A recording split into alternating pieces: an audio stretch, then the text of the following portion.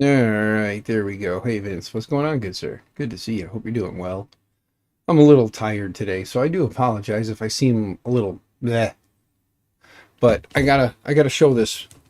Like David Wilson sent the top two boxes. The bottom box was sent by Lee Marie 3D. Like David Wilson went and ordered two, and Lee Marie went and ordered a board and had them sent here. So I have two mini E3 V2s and one mini E3 V3. The mini E3 V3 is going in the Ender because they sent it specifically for that. David Wilson sent them just so that I had some boards. So since the mini E3 V3 was sent specifically for this Ender build, we're going to put this in the Ender. Kind of want to put one of the E3 V2s in there, not going to lie. But the E3 V2 was sent, or the E3 V3 was sent specifically for this build. So we're going to put it in there. And I just verified the klipper install that I did on the Raspberry Pi here is currently set up. I got to log into it real quick and just make sure, and then we'll get working on like the config and stuff. So I will delete the current firmware file and the current printer.cfg files off of it, and then we will redo the firmware for the E3 V3 and the printer config file for it. So we will do those. Some things I need to do prior to this though is log into the JPP system and Raspberry, and we need to change the host name. So let's see here. Let's go to right screen. There we go. Oop.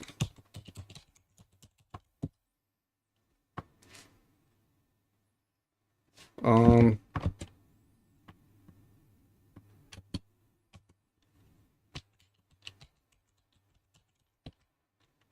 that's not making sense. It should be.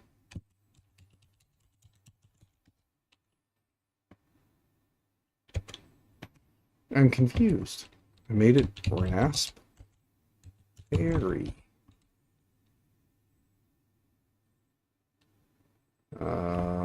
Okay. Odd. Okay, let's try that again. Should be Pi and Raspberry. Pi. Whoa, that's in caps. Let's turn off cap locks.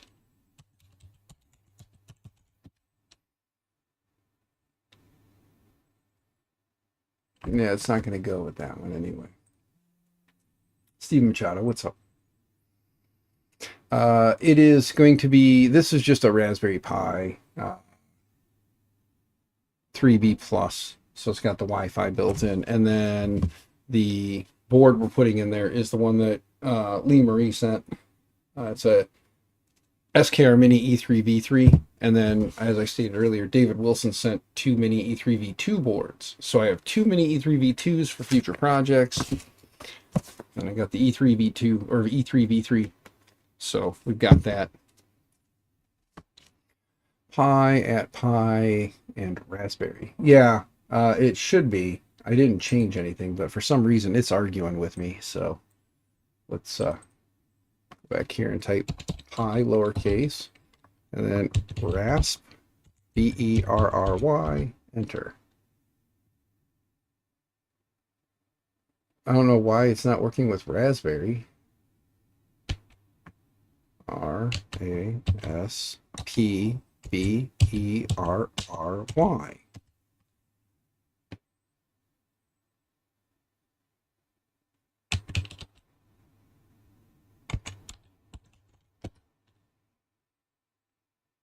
I mean, if nothing else, we'll wipe this SD and start over again.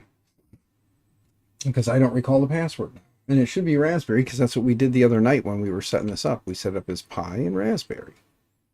But, okay. Let's see if I have a faster SD card too, by the way. Because I think this thing... Yeah, this is only a class 4. This thing was slow as dog do. See how many class 10s floating around here. There's a class 10. That should be faster. Put this back in here.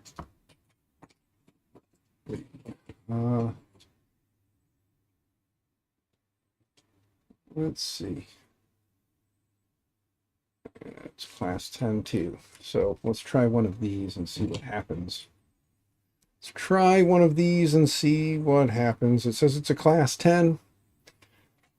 Let's load Raspberry Pi Imager. We're just going to redo it and be done. Close that. Close that. Raspberry Pi Imager. There we go. We're going to choose a device. This is a 3B Plus. Choose our OS. Let's go with, we could just do the Mainsail OS install and be done with it. Other specific purposes, 3D printing. Let's see. Mainsail OS, which will already include the Klipper firmware, Moonraker, and Mainsail UI ready. It's not fun that way. We don't learn anything doing it that way. So let's just go back. We'll install the, let's see. This one is recommended twice, guys. Recommended. It is the 64-bit 1 gig download. Choose storage. That guy right there. Click next. Edit settings. Let's see. JPP, Pi, and EERRY, Raspberry. And then we'll change this to Refuge, because that's what they want to name it. So we'll call it Refuge. Pi, Raspberry. Go to services. Don't need to worry about that. And other stuff. There we go. All right. Go ahead and hit save. And yes. And yes. And there we go. All right. Let's see if this goes any faster today. Because that class 4 was slow. This is supposed to be a class 10. So we'll see if it goes any quicker. Doesn't seem to be dragging too much. It's already at 3%, so that's not too bad. We'll get this thing done. We'll SSH in. Oh yeah, SSH was enabled, or it should have been. So it's based off the settings we got here. We have SSH set up, so I'm gonna rerun it and cross my fingers that we can get logged in. Once we get logged in, we'll reinstall everything and kind of go down that path. We'll get it set up, we'll get it ready to go, then we'll build the Klipper install, or we'll build a Klipper firmware for it, rather than go to Bigtree Tech's website and download the Klipper, because I do believe, while this is going, let's take a look here. Bigtree Tech GitHub. GitHub Bigtree Tech. I know that one's for the CB1, but we can always just go back to Bigtree Tech, go to repositories, and then look up the if we don't find it pretty quick, we'll scroll back to the top. SKR Mini E3. There we go. If we go to firmware and we click on the E3 V3, see there is Klipper, and they've got one for the standard, and then they've got the one for firmware.UART or USART2, which is actually the one I'm going to do, because we're going to do this in UART. If it works, we'll do it in UART. If it doesn't, we'll rebuild it in for USB. Jose and Keela, good to see you guys. Hope you're doing well. Keela, so you can relax a little bit. There it is. So let's do this. Ready? There. See, so you can relax. It's here. SKR Mini E3 V3. Production date of 1/19 of 2024. So January. So this was done in January, or this one was built in January.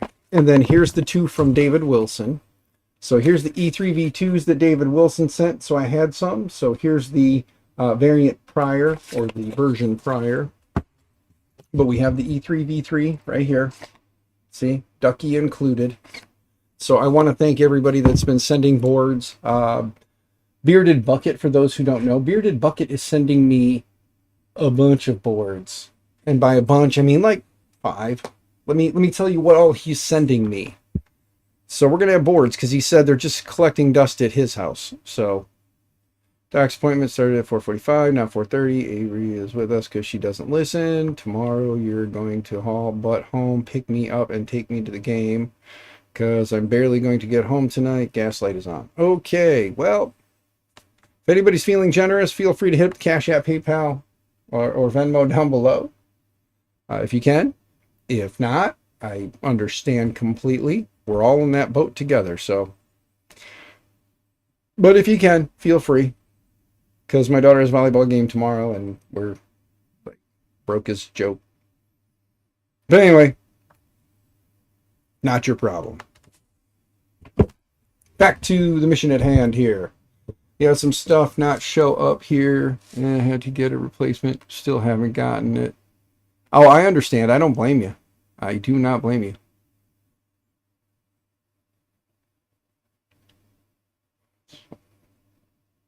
But yeah, so Bearded Bucket back. Oh, Croatia. Yeah. So what I was going to tell you about what Bearded Bucket is sending me. Give me a minute here to get into the right email account.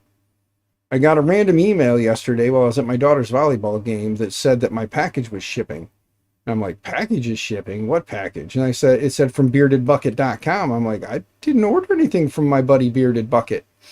And then I looked at the description and it says one SKR3EZ, Octopus version 1.2 or 1.1, 2 of them, a Manta M8P, and a Mini E3V2. So I'll have another Mini E3V2, a Manta M8P, and then 2 Octopus boards, the V1.1s, and an SKR3EZ.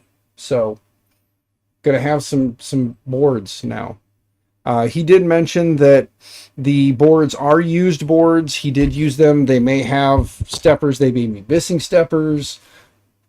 But still, you know, the board alone is nice to have. If anybody's ever, you know, got money burn a hole in their pocket, you want to send me anything, go order a shitload of the 2209s I have in my list, in my little listy list. Link down below in my Linktree. So if you click on the Linktree link and then go to my Amazon wish list, you can go there and order and send me a bunch of 2209s. I don't know if I put easy steppers in there, but now that there's an easy board, I have some 2209s currently. But if you want to do the 2209 EZs and 2209s, feel free. Won't argue. Nice to have some extra steppers on hand just in case. Never know when you might get a bum stepper, right? But there we go. We're at 71%. As soon as this part is done, then we'll plug this into the Pi. I'll boot it up. We'll jump to the capture card so you guys can kind of watch it do its boot up. And then we'll SSH in and make sure that we can get klipper installed. Because like I said, we could have just did the mainsail because mainsail's the one I like and mainsail's the one I work with mostly. Not to say anything against fluid. I just normally use mainsail. So. Also, just so you know, because I want to throw this out there. What is that? $40? Buy a hot dog. Steve Machado, dude, thank you, brother. Greatly appreciated. Let me hit the old heart there. Throw some love up at you. Everybody give him some love for that. I'm going to hit a like too. But dude, brother, thank you so much for that. Greatly appreciated. I think this week in the evenings, but definitely this weekend, I don't know how much 3D printer stuff I'm going to stream. I know, like I said, tomorrow my daughter has a volleyball game, and then Saturday she's got a tournament that she'll be in, so we'll be at a tournament on Saturday. I don't know what time that gets done, but I do have to start working on the gifts for all the volleyball players for my daughter's teams, for the freshman, junior high, and high school, because even though we are broke as a joke, we still like to give something to the girls. So we bought these little plaques. You guys want to see what they look like? Let me show you. Hold on. Because the box literally just got here, so bear with me. It got here as I fired up the stream, and it was kind of streaming the intro a little over and over again. So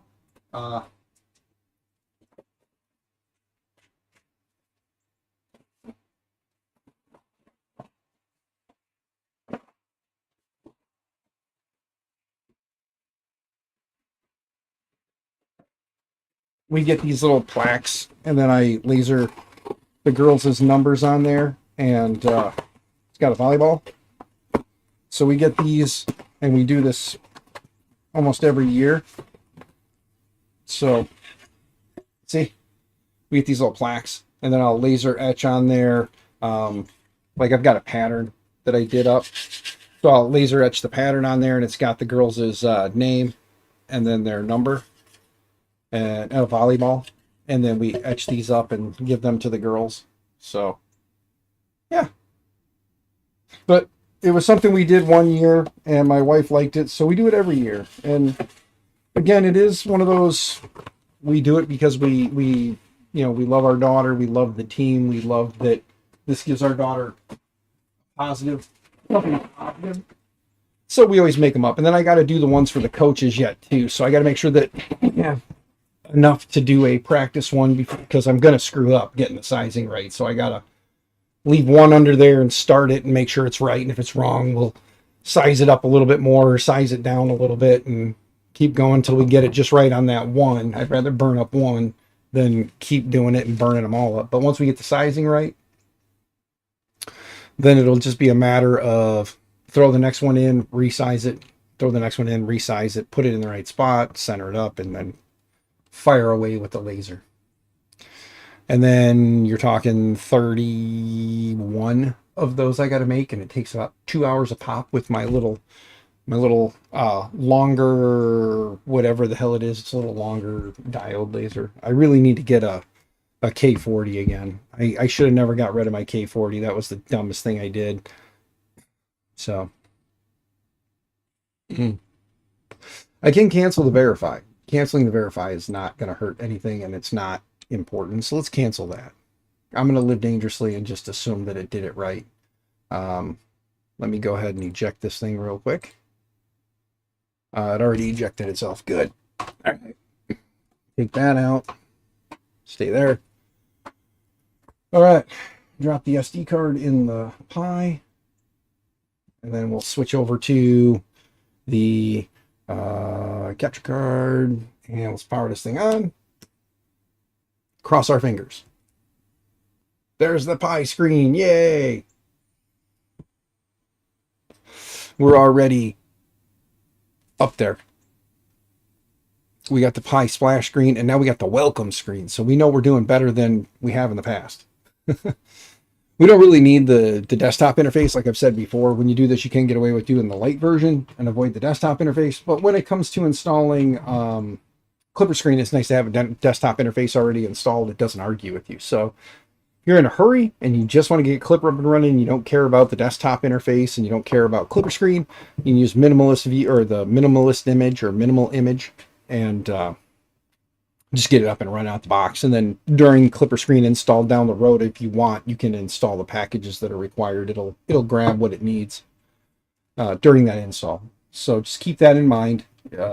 I could have made this go quicker if I would have used the minimal, but for the sake of a headache, just a little bit farther down the road, because I did tell JPP I am going to install Klipper screen on this. He will have to go in and put his own Wi-Fi settings in. So, but he can at least plug Ethernet in and get connected to it that way for now, and then go in and edit after the fact. So there's that.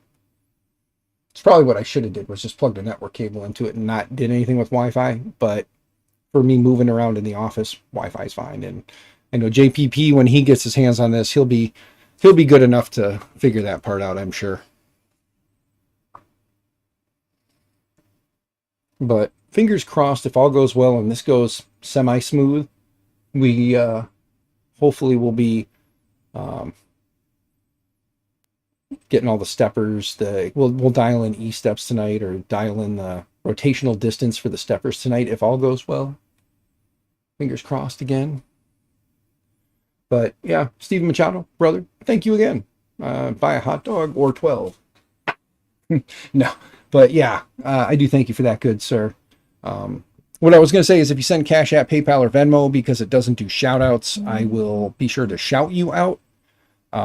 Unless you don't want to be shouted out and you just want to send it anonymously, then I will just say that an anonymous donation was made.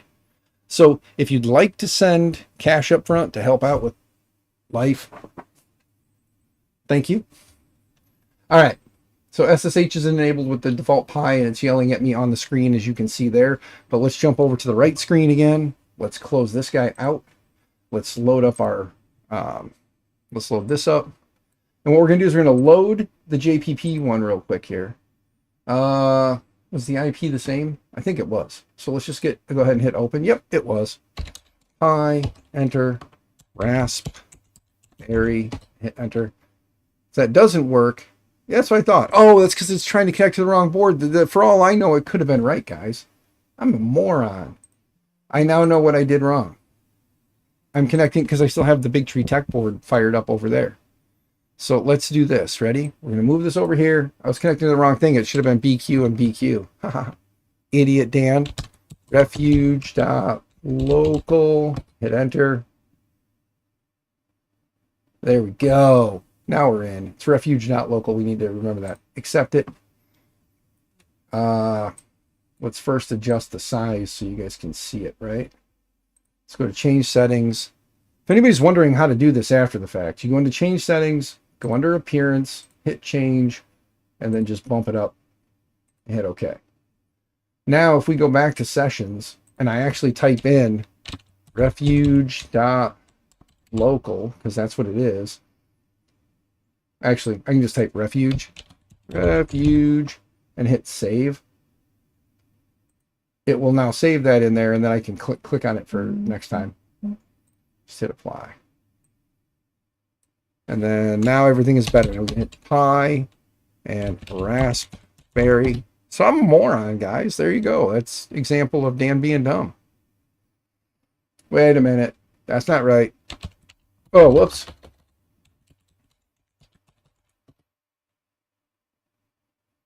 I know what I typed in there, guys. Come on. Wait a minute. Let me, okay.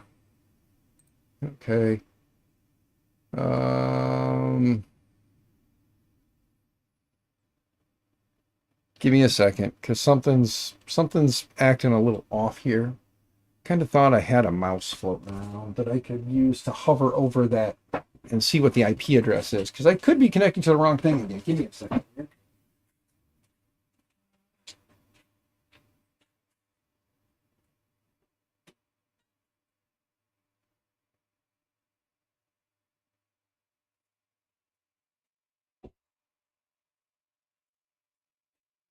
What kind of nerd would I be if I didn't carry a mouse in my car, right? Get the... So I only need a mouse because I just need to click on... Just need to hubbery-dubbery here.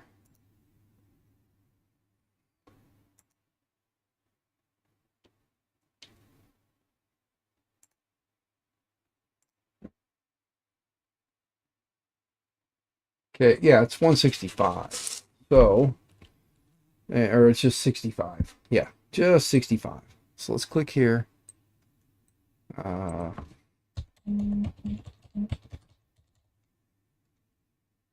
Hit enter. There we go. Now we're in the right device.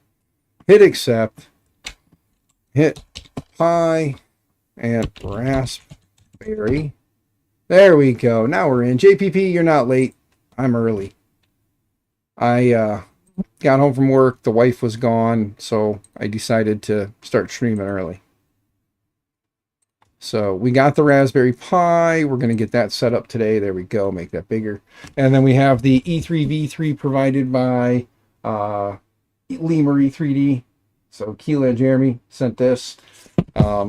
So we have that as well. We're going to hopefully get this all set up tonight.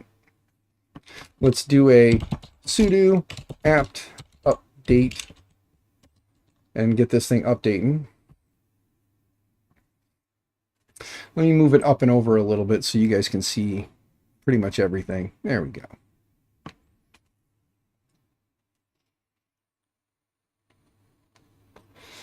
My phone did something. I just want to make sure it wasn't one of you guys. I don't want to miss out on shouting you out for being awesome. No. Okay. Oh, it's just telling me that the plaques got delivered. Okay. Yeah. Okay.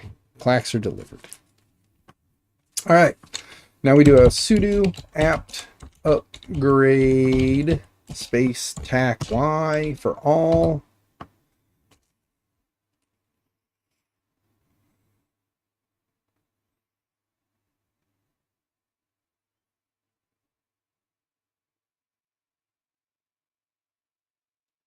There we go. Now we just let this thing fly, and because it has a faster SD card in it, because JPP I threw in a class 10, so it's faster. So hopefully we won't be waiting hours and hours for things to update or like an hour for everything to update like we had to do last time because I used a class 4. So this is a class 10, so it's faster. So there you go. We're at 28% downloaded, 29%. There we go. Make it a little bit bigger so you can read a little easier.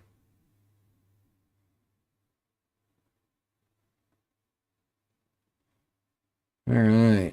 We just got to wait for everything to finish downloading, guys. Once it's all done downloading, then we'll go through the process of installing the clippers. So let's do clipper install and go to the installation documentation. Scroll down here. So we get to the important parts, which are the that's the make menu config.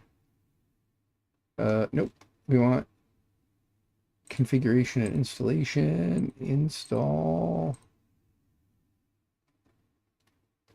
Oh, that's actually on the main clipper. So let's go to KIAUH. We want the clipper install and upgrade helper. That's what we're looking for.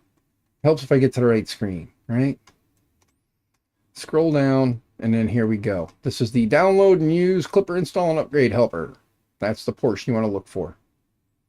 Now while we're waiting, let's go back here and see where we're at. We're at 80%, and then it's still got to do the unpack and install. So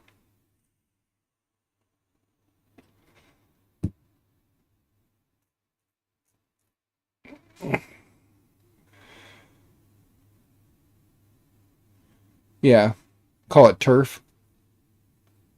Tennessee Rep Rap Fest, turf. Nashville do nerf. Yeah.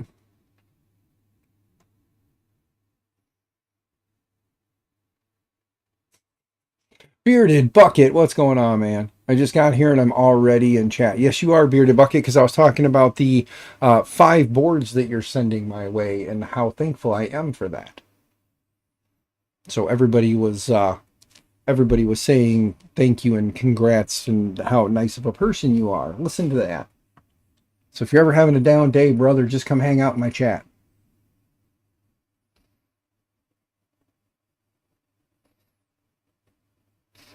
Well, it can't be Murph. If you have a Rep Rap Fest down by you in Mississippi, it can't be Murph.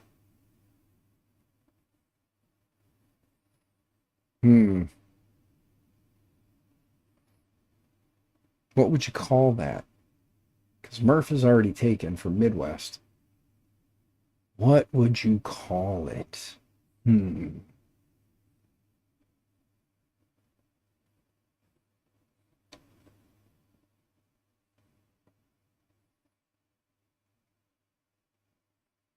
Miserf? Miserf? Miserf? Meyerf?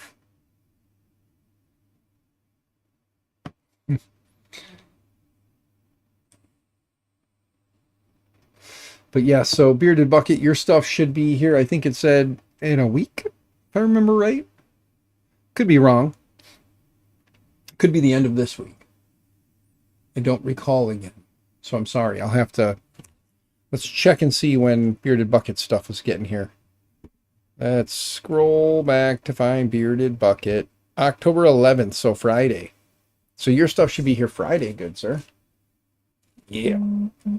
So we'll have more goodies to show. For crying out loud, The vape detector at the school that I work at just went off. I'm going to go back and look at the camera footage tomorrow and see. South Carolina Rap Fest. Scarf. Call it Scarf.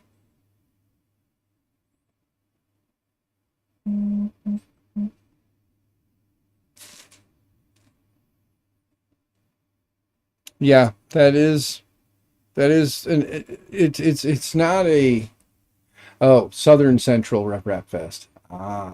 Scarf. I like Scarf. Welcome to Scarf. And then like the whole theme could be you do it in December and you give everybody scarves, or January and give everybody scarves. Like a little 3D printed scarf.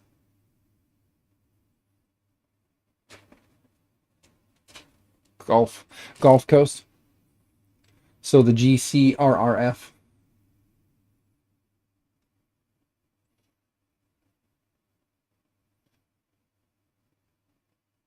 Too bad you couldn't call it the GoCo Rep Fest.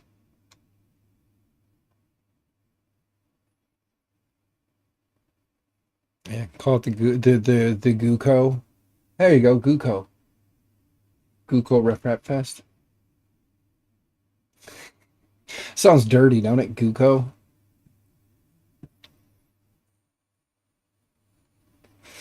Yeah, Surf is one that, like, they were trying to get a couple, but yeah, the Southern Rap Fest. Actually, you could call it, if you call it Surf, or you could call it SURRF Surf, and then call it the Southern United States Rap Fest, or the Southern US Rap Fest. Yeah, put a U in there and make it truly surf. But anyway, just spitballing, throwing things out there, thinking with my brain and my mouth at the same time.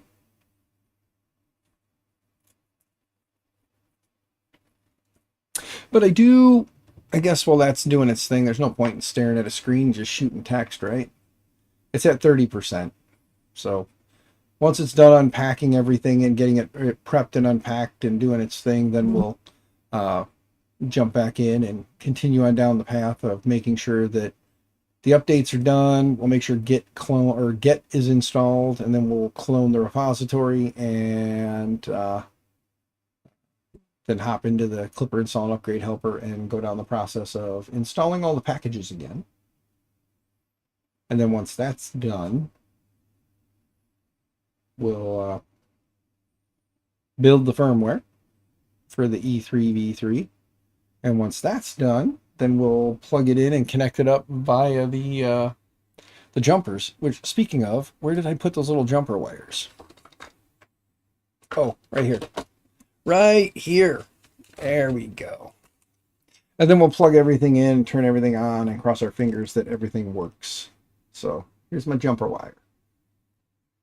Oh, while we're waiting, let's do this, shall we? Let's do the unboxing, shall we? Let's go to the bench cam. Ta-da! Ooh, let's turn down that exposure a little bit. There. It's a little better now. But here's the box. Here, we'll turn it this way for you guys. Ta-da! It's the box. Let's do a true unboxing. Ready? Ta-da! Everything that comes in the package. Little ducky. USB cable that we hopefully won't need. And then our board. Ta-da! Let's pull the board out. It's so shiny. I know. Pull our little board out there with our little jumpers, which we'll have to make sure we hook up the jumpers for the diag, because we are going to do sensorless on this. So there we go. Ta-da! We got to make sure we hook up the jumpers for sensorless homing. I do believe we have to put jumpers on here for that. Let me look. I don't actually see a spot for jumpers. Oh wait, there they are. Yeah, we got to put jumpers on for X and Y, because Z is going to be on a probe, but the jumpers are right there. So those are the jumpers we need to put them on for X and Y. So let's do that while we're patiently waiting here. Let's dump out 2 jumpers. There we go. And bear with me while I flip this up so I can see it. There's X and Y, and then Z is the last one. So we need jumper X and Y. There. X and Y are now jumpered for sensorless homing. So, boom. That box is nicer than the one mine came in. Just, oh, the plain black with the red with the red logo. Oh, you mean like that? This is the E3V2. So, but yeah, the E3V3 should have came in this box. They did this one up custom for it to make it more gamer-esque. So I got some more jumpers. We'll throw those in the jumper bin here. Maybe. Get that open. There we go.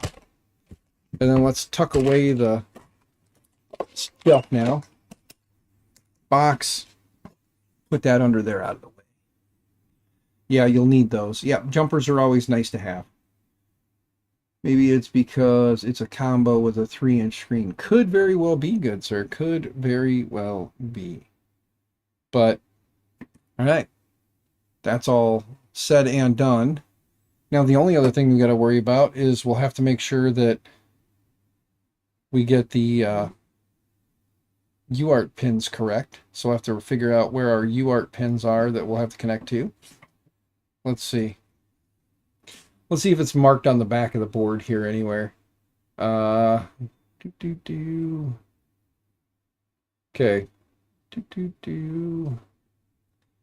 No. Oh, there we go. TX and RX right there. There's our TX and our RX, which are on this set of jumper pins here for the TFT. It says TFT right there. And then we need our TX and RX, which, let's see. You've got power, ground, TX, RX, reset. So TX and RX. So we'll flip this over and we'll do TX and RX, and we'll connect these now because why not? We're going to do green as TX, blue as RX on this side. So we have to remember to flip that on the other. So just remember you twist it on the other side. But TX, RX, I don't know if you guys will be able to see that or not. Let's see if we get this thing to focus. Okay. Now let's get it in the right spot there. I'm looking around for it. There we go. There you go. You can see the TX, TX and RX right by my finger there. So there's the two that you're looking for. And as you can see, TX and RX pins are connected. So there you go. There's that part of it. Now we just have to patiently wait for this thing to finish. We're at 90%. 90%.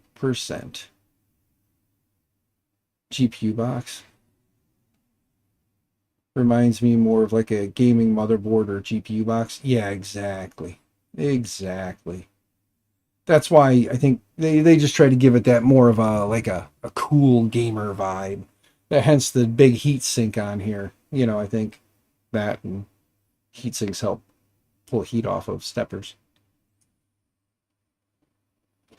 Stepper drivers. I guess I should get that right. If I'm going to say it, I might as well say it right. They're stepper drivers. The steppers are the motors that you connect it to.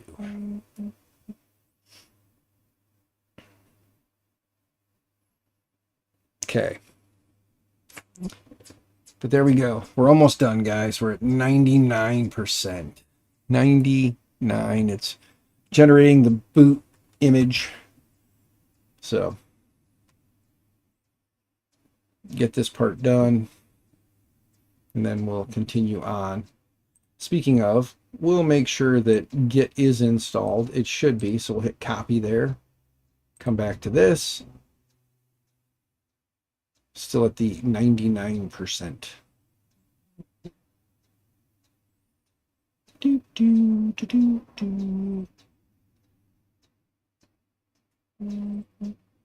learn something new on almost all my streams? Nice. TX2 and RX2. I also spotted a TX1 and RX1. Really? Let me look again.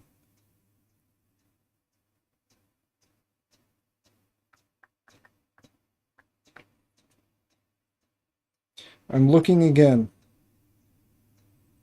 Oh yeah, the TX and the RX1 are for the screen itself, the actual screen ribbon cable, which will hook up. We'll try to configure it to work with the stock board since it only has the one plug instead of the dual plugs like the other one does. But yeah, so the TX and RX1 are connected to the actual screen. We could find those pins by doing some snooping and then actually connect to those if we weren't going to hook up the screen, but still going to leave the screen on it. So we'll hook up the stock screen. But yeah, TX and RX1 are for the actual like standard Creality style screen, and then TX2 and RX2 are the ones for are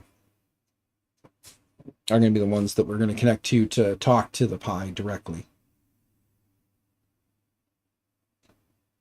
Yeah, JPP, it is a cool screen, but sadly, because we only have one plug instead of two, we can only use what works with it.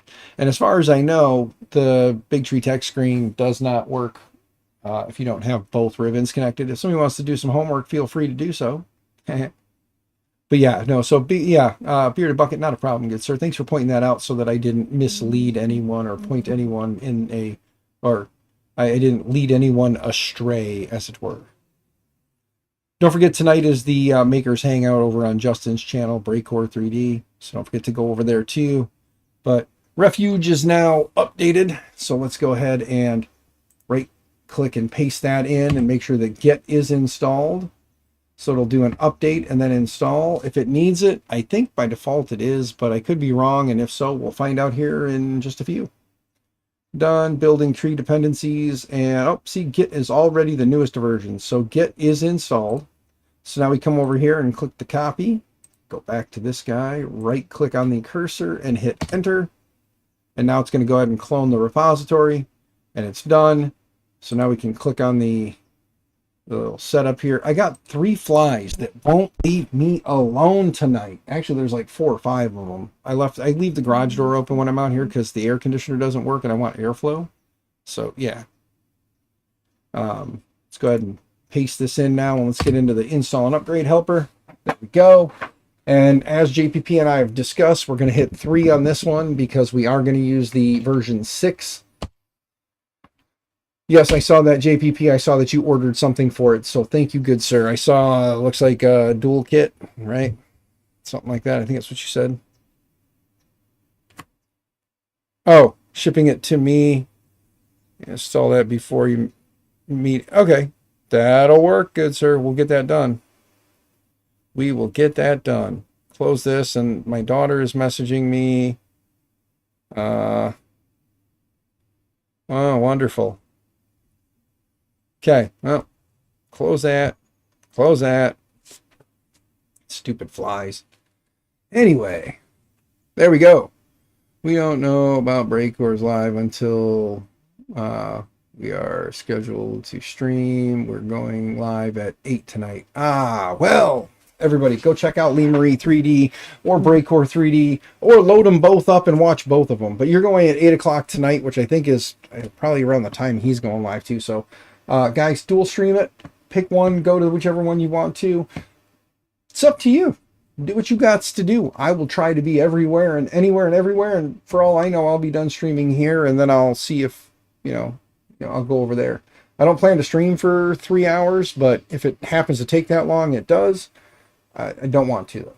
But let's see what we do. Ready? We're going to do 1 for an install, and then we're going to hit enter, and we're going to install Klipper. So we're going to hit 1 again and hit enter. We want to do 1 instance of Klipper. Yes, we want to install the printer config example. Why not? We really don't need to because we're going to copy stuff. So we can just copy it and paste it into that example config. Not a big deal. So we'll get that part done.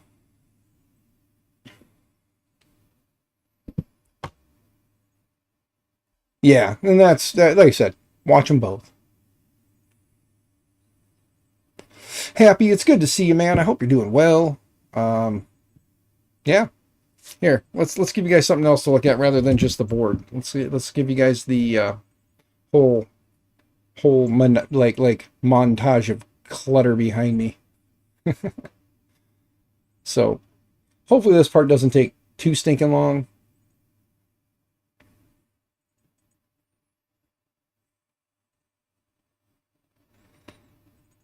So what are you guys gonna be doing tonight, Miss Keela, Miss Lee Marie 3D? What are you guys got planned for the evening? While we're patiently waiting for things to install, you know. Oh God, just think if this had a eMMC on it, how much faster it would go. Okay, clone successful. That's awesome. Check out successful. Now it's going to do the following things. It's going to install the following stuff. Hopefully it doesn't take too super long.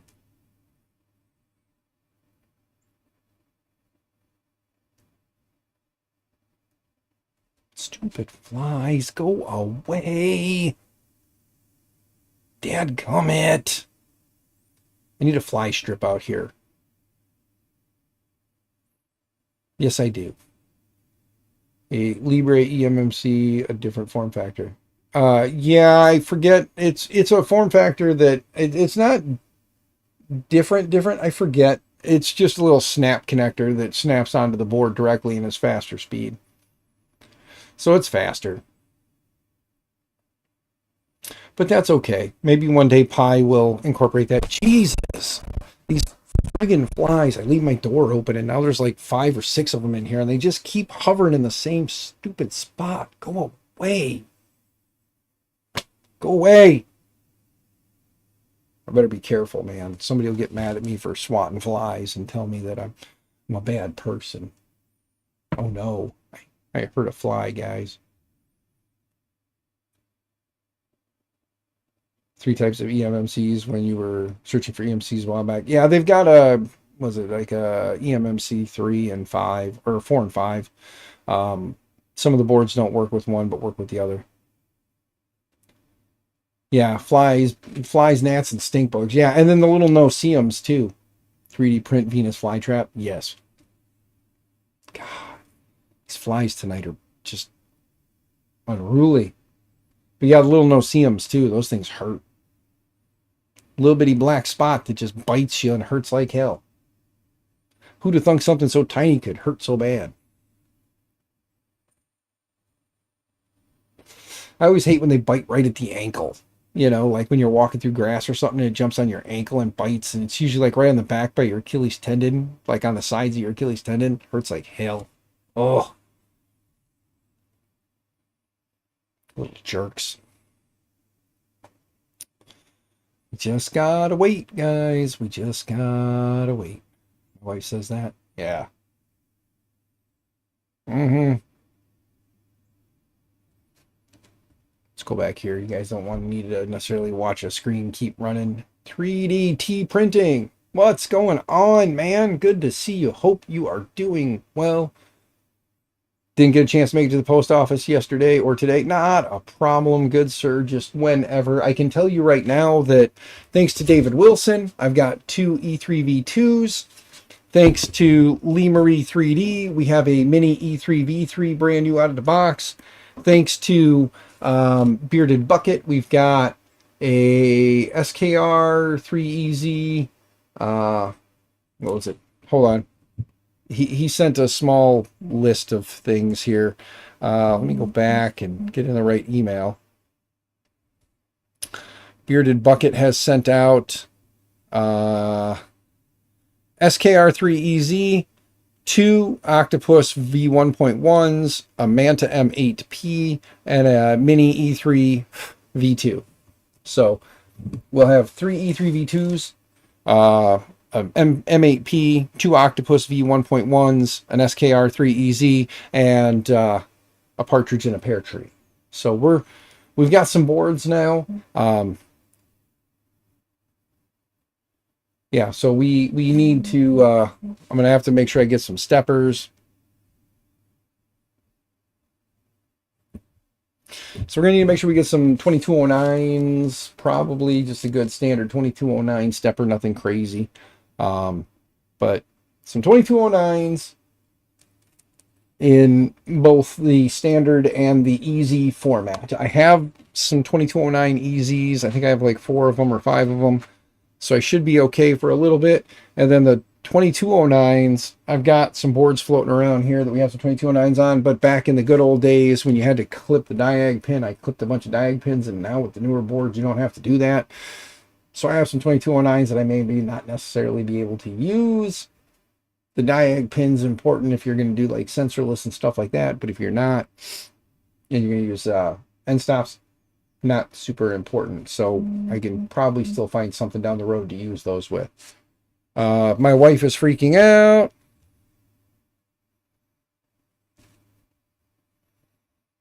Yes, my wife is just freaking out. Sorry, guys.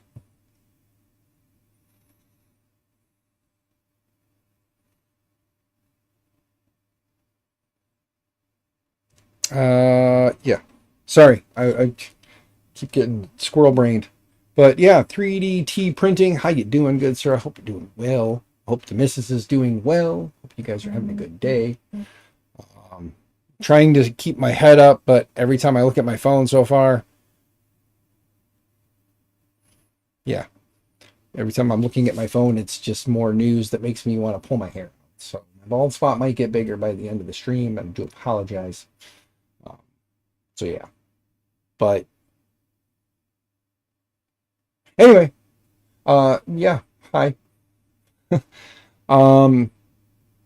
I guess let's take a minute while we're waiting for this thing to finish unpacking and installing stuff. Watching the clock at work.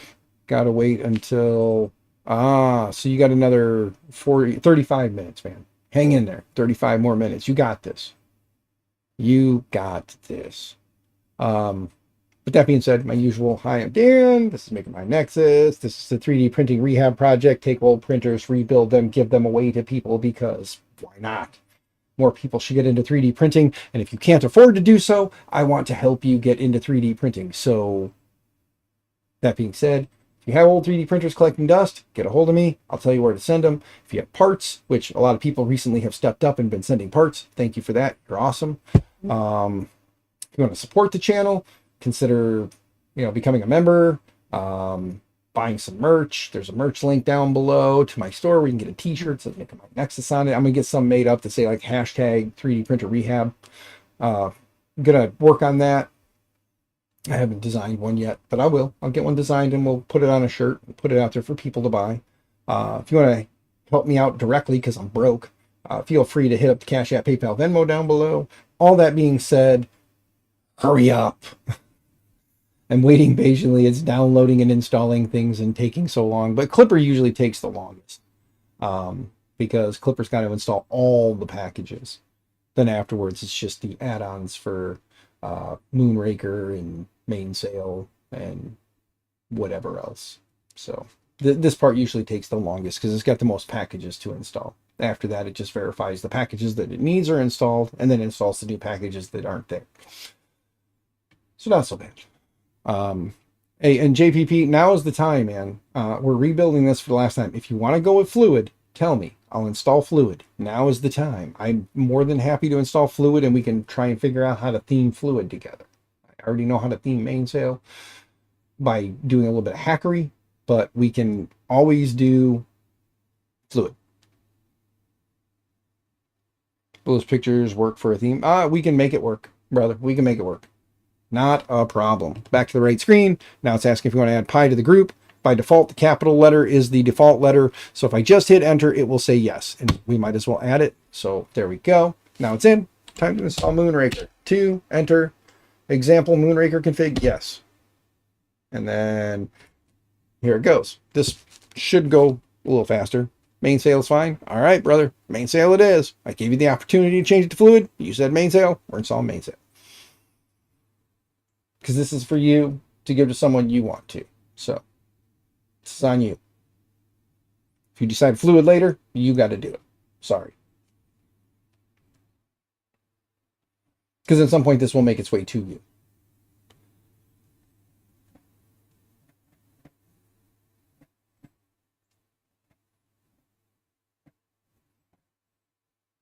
Just gotta wait for stuff to install. Watch that be like a copyrighted song. That'd be hilarious. I get a strike for singing that, something I've never heard that I just made up on the fly with my brain. It's scary. I used my brain for more than just a hat rack.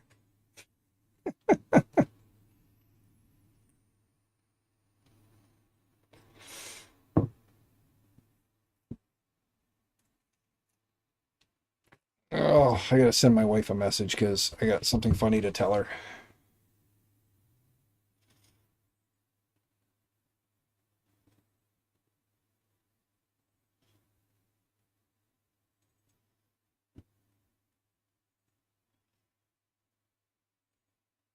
Okay, I sent my funny message. We'll see if my wife thinks it's funny or if she yells at me. Let's see here. Oh no, I can run klipper install helper again if I need to make changes. Yes, you can. I just cooked your Ender 3 board, so you bought an A1 combo. Rocket City Astros, you just bought yourself an A1 combo. Nice. Yeah, I would love an A1 combo. I had an A1 mini. It wasn't the combo. I had an A1 mini. It was nice. I liked it. It's a fast and pretty good little machine, so I can't complain. And if you cook the board on your Ender 3, well, what we're doing now might be something, a fun project for you to consider, because what we're doing is, by the way, Rocket City Astro. Hi, I'm Dan. What we're doing is we're installing a mini E3 V3 board right here. We're installing this. We're putting klipper on this, then we're going to install this in this Ender 3 back here, and then this Ender 3 is going to be running klipper with a mini E3 board, or mini E3 V3. So this might be something fun for you to do to learn klipper if you want to play around with klipper. You got an extra machine now that just needs a new board. So there's something to consider. We did have some errors, guys. Let me go back to the right screen. We did have some errors here. What happened? Retrying total phone count for none. We did get an error installing Python requirements. Installing Python requirement failed. Installing Moonraker error. Installing Python requirement failed. It just keeps saying Python failed. Let's go back real quick and let's take a look. It is saying that Moonraker is incomplete. So let's try going into one again. Let's try installing Moonraker again. We're going to tell it, no, we don't want the sample or example config. Moonraker already exists. Overwrite, we're going to say Y for yes, because we do want to overwrite that. Let's see if whatever the issue is, reinstalling it can fix that issue. Virtual environment already exists. Recreate, yes. We're going to say yes to this stuff because we want it to recreate all this stuff. We don't want to try and use something that's already there and could potentially be broken. Now this is where Python is in pip. So let's make sure or see what happens there. Found uninstalling. Now it's successfully uninstalled the pip. Now it's successfully installed pip again. All right. It is going through. It did do the update for the Python or pip. So what do we got here though? What board are we flashing, Dan? A mini E3 V3. Happy. We're going to be flashing a mini E3 V3 using a Raspberry Pi 3B+. Yes. And then let's see here. So far it's great. You cooked it by pulling the filament out without releasing tension. So turn the stepper, burnt out, and the stepper driver might put a laser on it. Yeah, you could put a laser on it. Yeah, definitely could. They've got the conversion kits out there. You can get the little laser for it. Yeah, we don't want to bork it. No, we don't. All right, now it's updating pip. Let's see if we can get through the update portion. It did download all the stuff. Now it's installing Python requirements. Let's see if it gets past this part. Anything with Python in it, we want to make sure we get past because that's where we had issues last time. Now it's enabling the service. Started the service. So there we go. Yep, we're good now. Okay, so if you guys have that problem, now you know how to kind of walk past that problem. But make sure you pay attention to above the little window when it pops up and see. Because if you have an issue like that, you can go in and just install it again. Tell it to overwrite the things that are there just to make sure you're not going to try to install to something that got corrupted or try to reuse something that got corrupted. Now that that's done, JPP wants mainsail. So now we're going to hit 3 to install mainsail.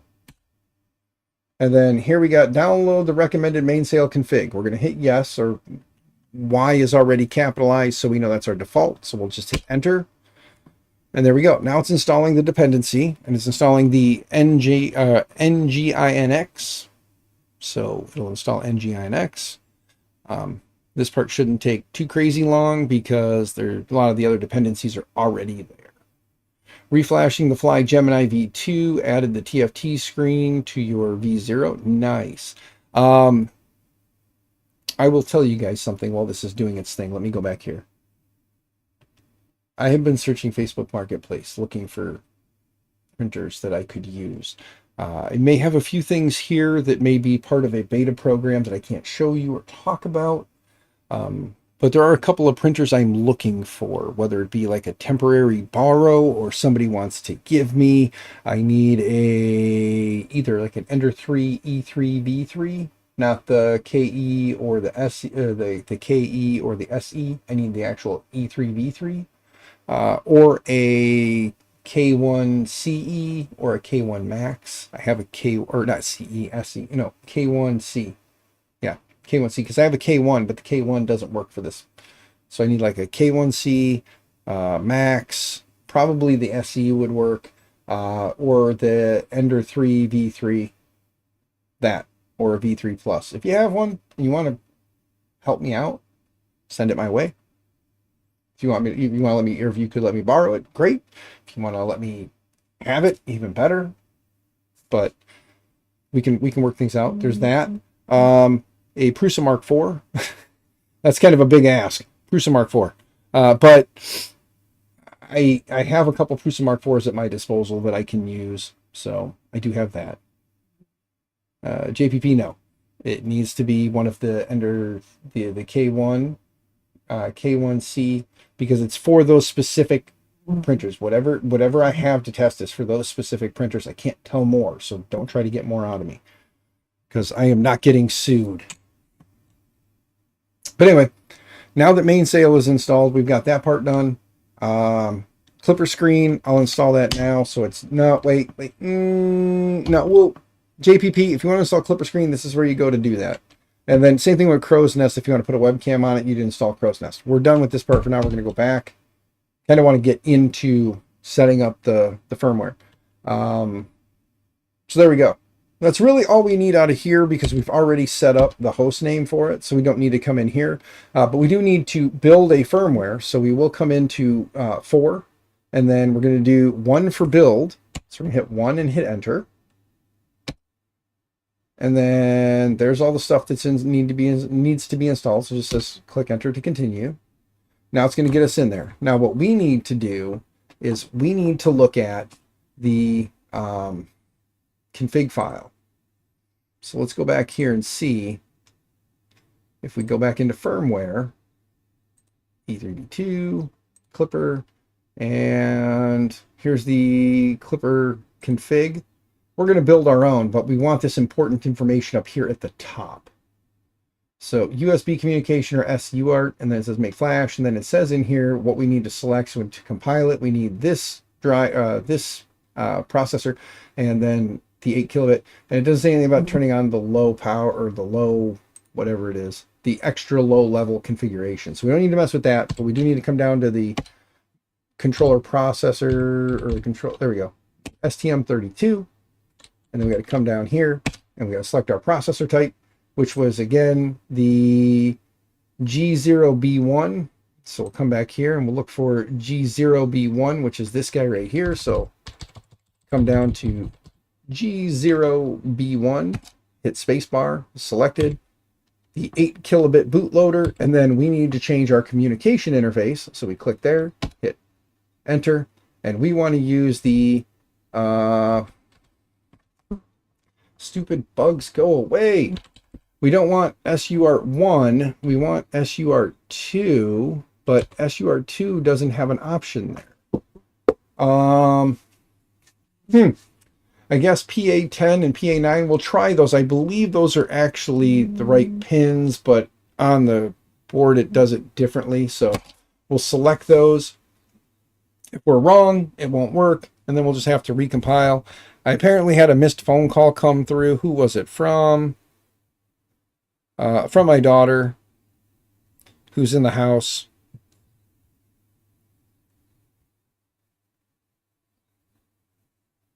There.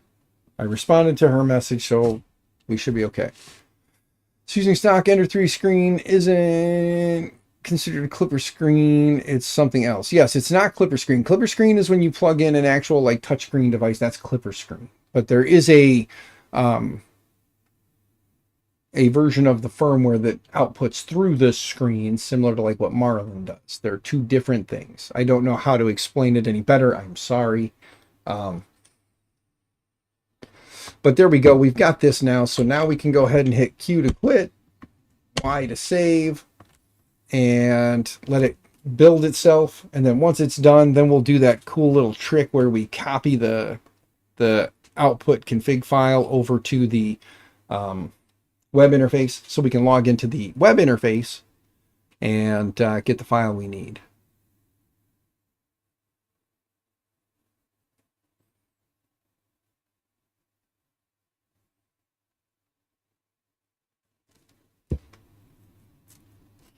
News about the A1 Mini combo for the giveaway. It's been so tempting to not open it and play with it.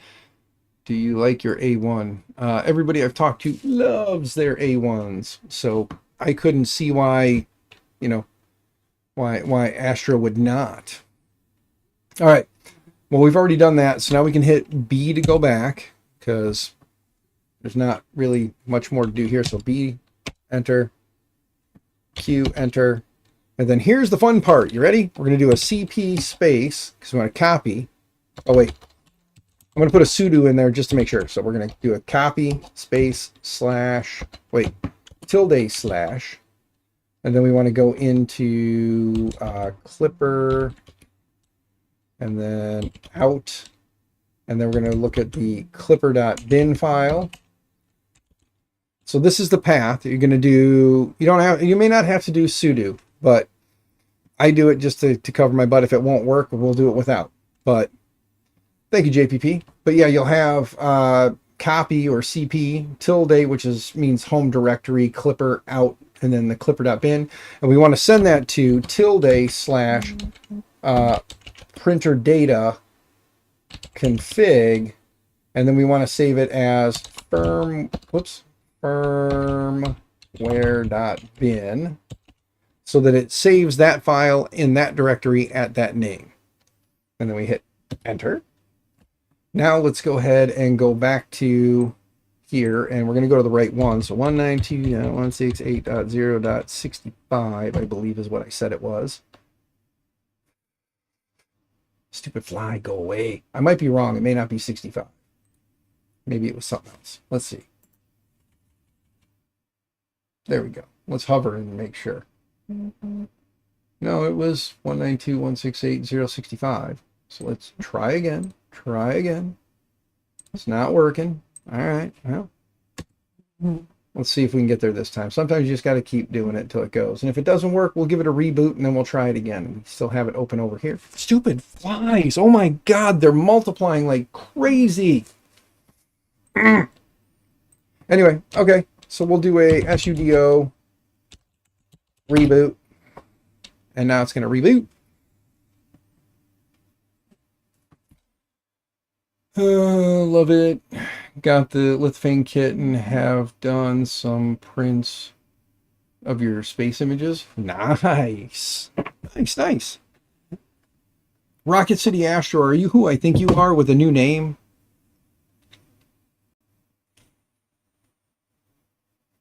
Because I know a guy who's big into like space and rocketry and he uses the word Astro in his name. Are you the same person I think you are, just with a new name? Did you change your name like I did? Did you join me in the name changing? Of course, that guy I don't think ever had an Ender 3, so maybe it's not him.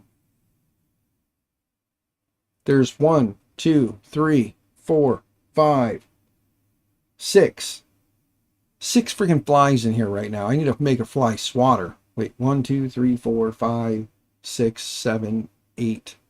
It's like 8. Probably not. You haven't changed your name. It's the Astros out there. Oh, lots of Astros out there. Yeah. Very true. Very true. All right. Now let's go in here and hit restart session. Give it a minute to come up. We'll type pi, raspberry, hit enter. And then now let's come back here and let's try to go to this time. Fingers crossed it will connect. If it doesn't, we got to figure out what we broke where. Try again, try again, try again. Printer, data log, Moonraker. Moonraker is acting a fool. And Moonraker is what we had a problem with. So let's go here. Let's go back up a couple and go back in here. And then let's take a look at 2 for updates. And let's just see, because Moonraker is what we had the problem with to begin with. So I wonder if, nope, there is no issue with Moonraker. I can't say the Moonraker is the problem. We don't know for sure. But we'll hit D for back. And let's hit 1 again, just for giggles. Let's go back to Moonraker, which is 2. Create a Moonraker example config. Yes. You know what? This time, just do it.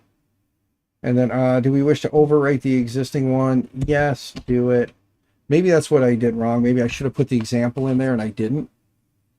Moonraker's like klipper, server host, and fluid and mainsail is the web GUI. Yes.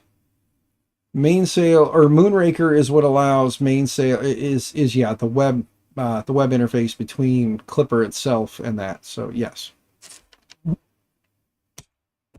We're going to just rerun Moonraker just for giggles and see. I could very well be wrong, and there was not a problem with that, and I'm just doing this for no reason, but thankfully we haven't saved any files or made any changes, so nothing should be an issue. We will find out here momentarily if that's where I broke it. And since everything installed fine the last time, I'm hoping that everything will install fine this time. 2.7 does not match the environment. Okay. So it did not match the environment. Keep on keeping on. You got something right by guesstimating. Yes, yes. But yeah, no. See, look, there's a fly on the damn camera. Did you see that? Like where I'm sitting, there was a fly that walked across that screen. Stupid flies. What's going on? My phone keeps blowing up.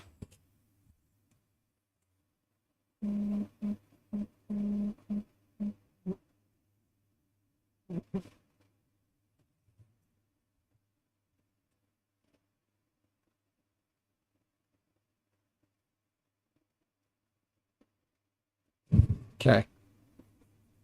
Wifey's just messaging again, so she just sent like back-to-back messages. Installing Python requirements. This is the fun part about doing it live, is you guys get to see some of the headaches and then what steps I take to try and get through these headaches. And I say try to, because right now with the flies going as crazy as they are and everything. 9-volt battery with wire going into a mason jar. You didn't need to give it back. Keep it. I told your son to keep it. Hold on a second, guys.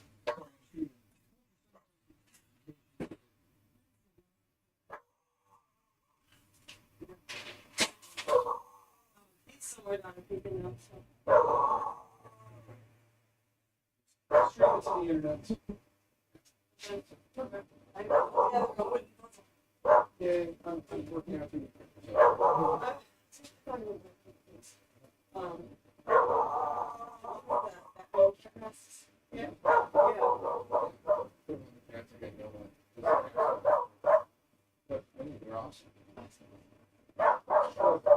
I'm not trying to upscale and make it for the last. Will do. Shut up, Chubby. Stupid dog. Cujo angry. Yeah, he's not a Cujo. He's a blue healer. He's a jerk. So, But yeah.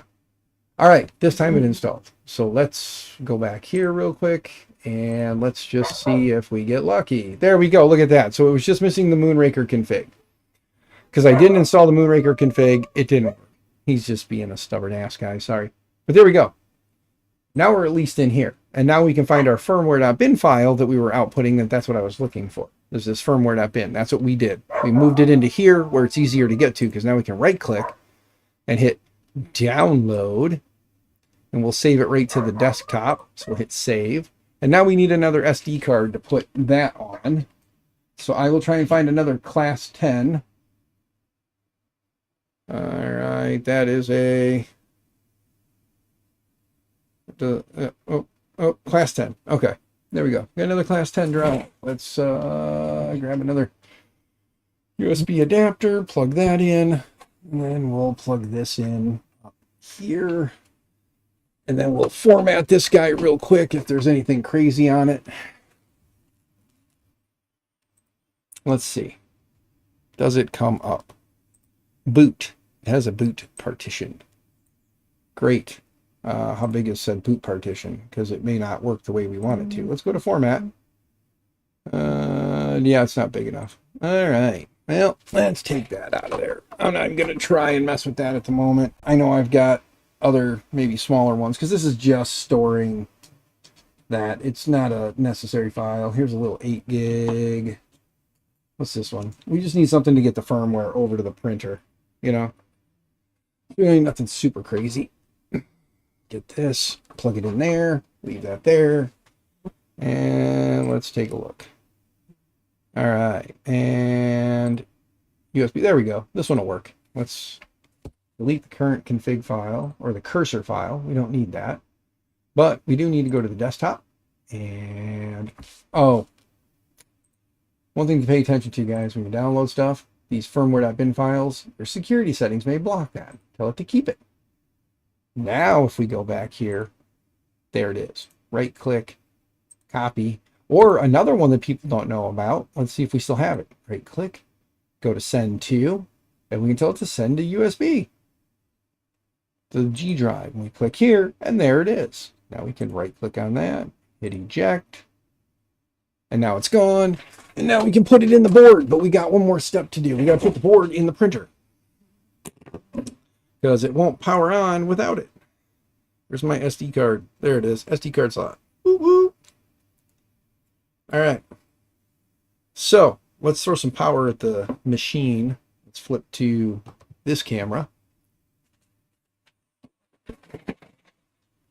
We're going to flip-flop some wires around real fast. Again, for like the millionth time, right? Anybody forget how to do this part? Got to move some stuff. I was taking the backpack printer apart and putting it together. Speaking of, did you guys see this? Like, look in the little camera. See this big blue frame that has a printer mounted inside of it? Yeah. Yeah, see this? See printer right here? Let's move this over here. I kind of got impatient, guys. I'm not going to lie. Okay. That there. Unplug the power. Pull all this away. Spin it around. Turn this down some. You guys won't be able to see all that well, but you'll see hopefully well enough. I hope. Grab our flat blade. First thing we'll do is we'll pop the screen off, get this out of the way.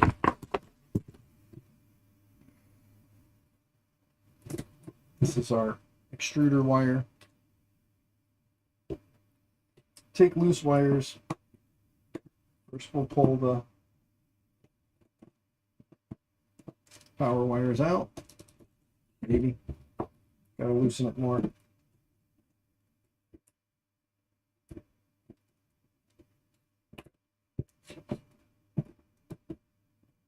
There we go. Power wires out. Hook up the power wires. If you look on the bottom of the board, it tells you ground is here, DI in is, or DC in is right there. So we know we go DC in to the inside.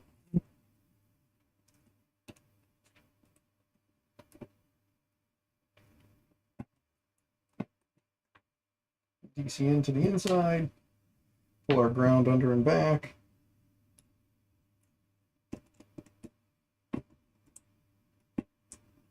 Shove this in here. As long as it'll go. There we go. All right.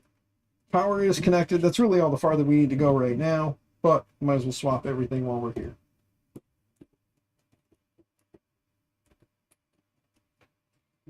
These two out.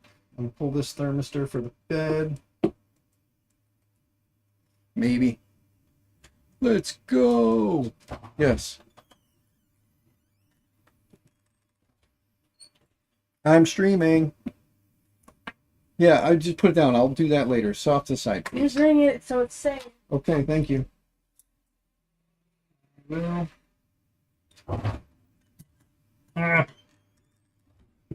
There we go. Got that now. Build plate.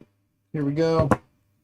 And since we know that's the build the bed, there's THB and TH0. So THB is for the bed. Plug in that thermistor. If we flip this over, you will see that it's well, actually, does either one of them say bed? No. All right, this is where we need to go look at the GitHub, so we get the pin out right, so we know which one's the bed and which one is the hardware and B3 Mini hardware, and we want the so one that says actually pin out. No, it just says pin. All right, grab pins, and the heat bed is the one closest to the power plug. The hot end is the one over. So heat bed, hot end, heat bed, hot end. Let me turn up the exposure a little more now. There we go. It's a little washed out. I do apologize. There's a fly on the camera again. Heat bed, hot end. Heat bed, hot end. Get out of here, flies! Go find some dog poop in the backyard. Yeah, go find some dog poop. All right, so these are heat bed.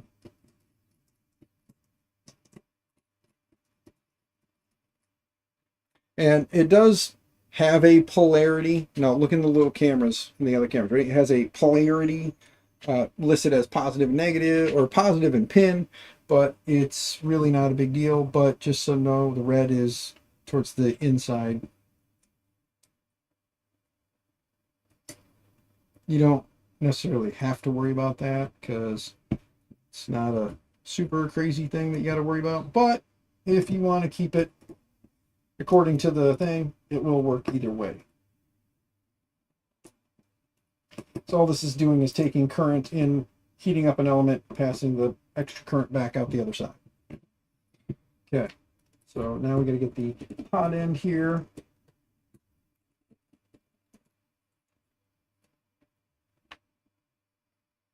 And we might as well pull the two fans. Okay, so I'm trying to work within my limitations here. There we go. All right, so hot end thermistor goes here. Hot end wires, they go here.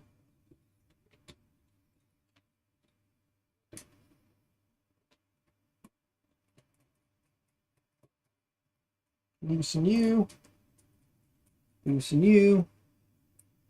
Slide these both in here.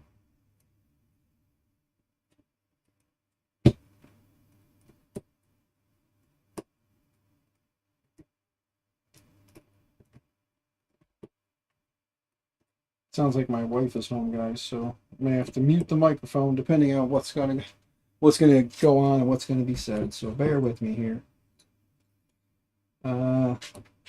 Daughter had doctor's appointment, so I'm not sure what's gonna be said. We're going to plug in the blue wires, which go to the part cooling into one. I can flip flop those if I need to, and we're going to plug in the fan into 0. So there we go. Oh, you guys can't see that. I'm sorry. There we go. My data already 50% used. Oh no, no sleep, kid. Sorry, brother. Don't watch my streams. Save your data. Don't watch my streams. All right, let's see here. So this guy, this end stop pin is a 3-pin, which we'd set up because that's what it was. But the end stops on here are a 2-pin, and I don't remember if I have any 2-pins. Dang it. So we'll skip this part for now. I may have to order or try to see if I can dig up a 2-pin to hook up the probe, because I'm going to need a 2-pin and a single for the power. Actually, the probe on here, yeah, because our probe pin is, I don't know where. I'm silly. Anyway, we'll go ahead and not hook up the probe for right now. It's not a huge issue. We do need to get motors hooked up though. So here's our extruder motor, which again we have X, Y, Z, and E. So here's our extruder wire. We'll plug this in. And let's grab X, Y, and Z. Now this board is free. Take this out of the way. Let's take all of these now. Come down under here. Bring all of these over here. And we have X, which goes first. And we have Z, which goes over one more. And then here's Y, which goes right there. So X, Y, Z twice, and then, geesh. So again, but there we go. So you have X, Y, Z, and, or sorry, X, Y. Did I do that wrong? No. Oh yeah, an extruder. That's having a moment, guys. All right, let me go ahead and power this guy down real quick. Let's unplug this. Let's move the Raspberry Pi over. Come over here. Plug this in over here. There we go. Swing this around. And then bearing in mind that the first two on the Raspberry Pi on the outside, the first two are 5 volts ground. Then it goes TX and RX. And remember I said we have to flip our TX and RX. So let's make sure. The green and the blue. So we got to go blue and green when we hook them up on here. So again, we got 2 5 volts, a ground, TX and RX. So let's make sure we got it right. 1, 2, 3, and then 4 and 5.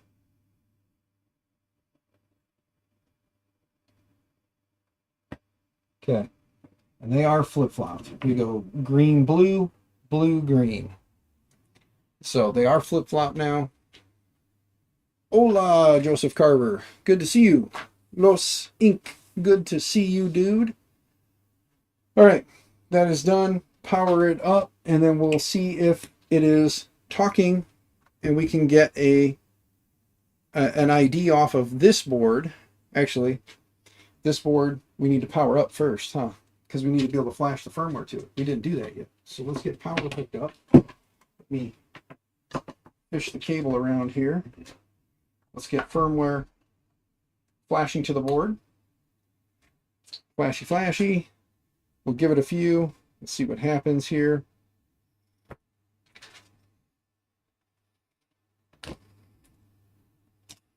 So while the Pi is coming back online and the board is hopefully flashing, we'll give it a 60 seconds or so and cross our fingers.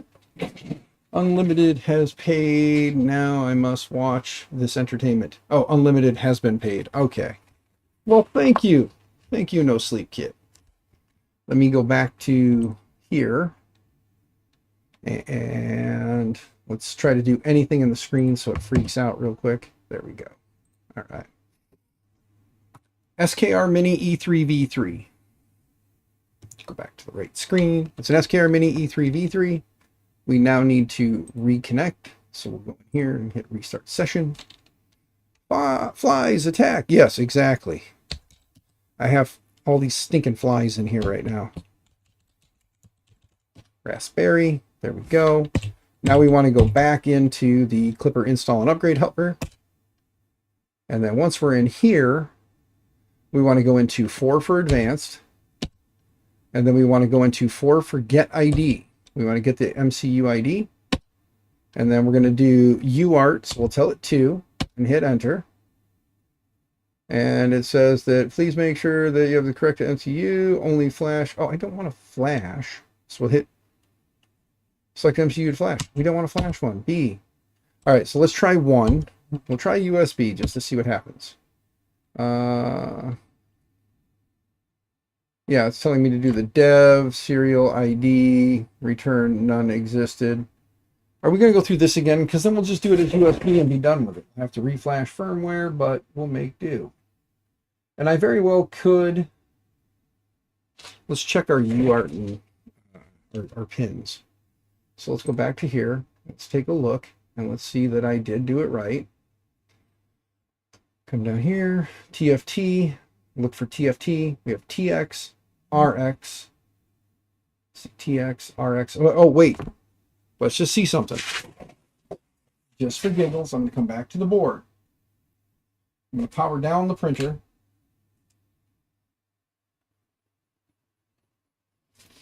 And we did say it was TXRX1. So let's see if I was wrong and maybe we needed to select different pins. But let's look and see what TX and RX1 are. TX and RX are top is TXRX. So take these 2 off of here. I'm going to go to the inside set of pins. I'm going to go TX and RX. And yep. All right. Now let's fire this back up and see if it sees it now. Because I could very well have to switch those pins because we'll have to figure out then what the TR or RX2 and TX2 pins are, what their pin numbers are. Because in the firmware, if you remember, there was a bunch of P numbers, like P and a number. So we may have to select those. But let's go back here now. Let's hit B for back. Now let's hit 2 for UART again. It still shows nothing in there. Back. 1. Still shows nothing. All right, let's go ahead and back out of this. Back out. Back out. Back out. Q to quit. And let's do a sudo reboot. Just to reboot the Pi one more time, just to make sure. Because if doing the TX and RX like that is the case, then there you go. I have a thought. If it doesn't work, we'll just connect through USB and be done with it, right? Just hook up the USB cable, make it work. But if we can make it work through UART, so everything is kind of tidied up with some UART cables, that'd be good. However, realistically, I don't know what type of an enclosure we're going to do for this yet. And since it sounds like some things are going to be a changing, we're going to have to move some stuff around. It may just be easier to put the stock enclosure back on this and then just maybe connect the Pi some other way. Like do USB, but like mount it to the frame in some other way. So PCB diagram looks complicated. It's not terrible. Really, the nice part is they break it down. So you got like TFT here. There's our TX and RX pins we're looking for, but it doesn't tell us the pin numbers. So let me look up while we're here. Let's look up TX2, RX2, BTT, Mini, E3. Guys, go away! Oh! E3, V3, in. Let's see. Okay, so according to this first thing we see, it says TX is PA2 not working. So that is one thing. Hey, somebody posted on the Libre board. Let's take a look and see if they got the info in there that we need. There's the baud rate. Okay, so it is saying UR2 would be PA2 and 3. And this would be for SKR Mini E3 V3. So SUR2 is going to be PA3 and 2. So PA3 and 2, and it is saying the 11200 or 11 or 1 115,200 baud rate. That's for Libre. And it is showing that, you know, this is hooking up to a Libre board. But the important part for us is not which pins we're going to be using for that so much as where we're at here. Sounds like somebody's coming this way. Yeah, it's my wife. Give me a second, guys. I'm going to mute the mic. So I don't know what she's going to say.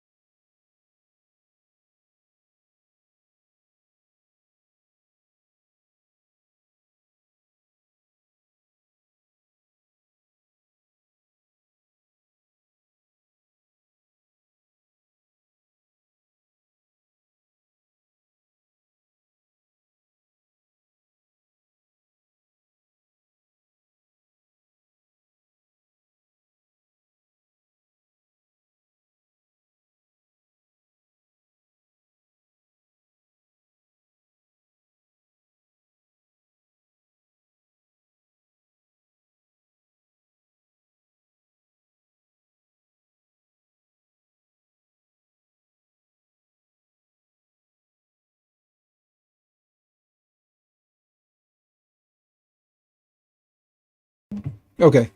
So, yeah, flies attack. Again, I know it's annoying. I'm going to 3D print a fly swatter. And you guys are going to watch me go, like, slaughter happy. Oh, that's right, because there's other things we got to do, too, like the serial login, shell disabled, and serial interface is enabled. We got to go in and change those things, too, for this. Crap, that's right. All right, let's just connect it through USB and be done with it. I don't want to spend all night messing with that. We can play around with that another night, but for right now, let's get it working. So let's go back into here. Let's go back up.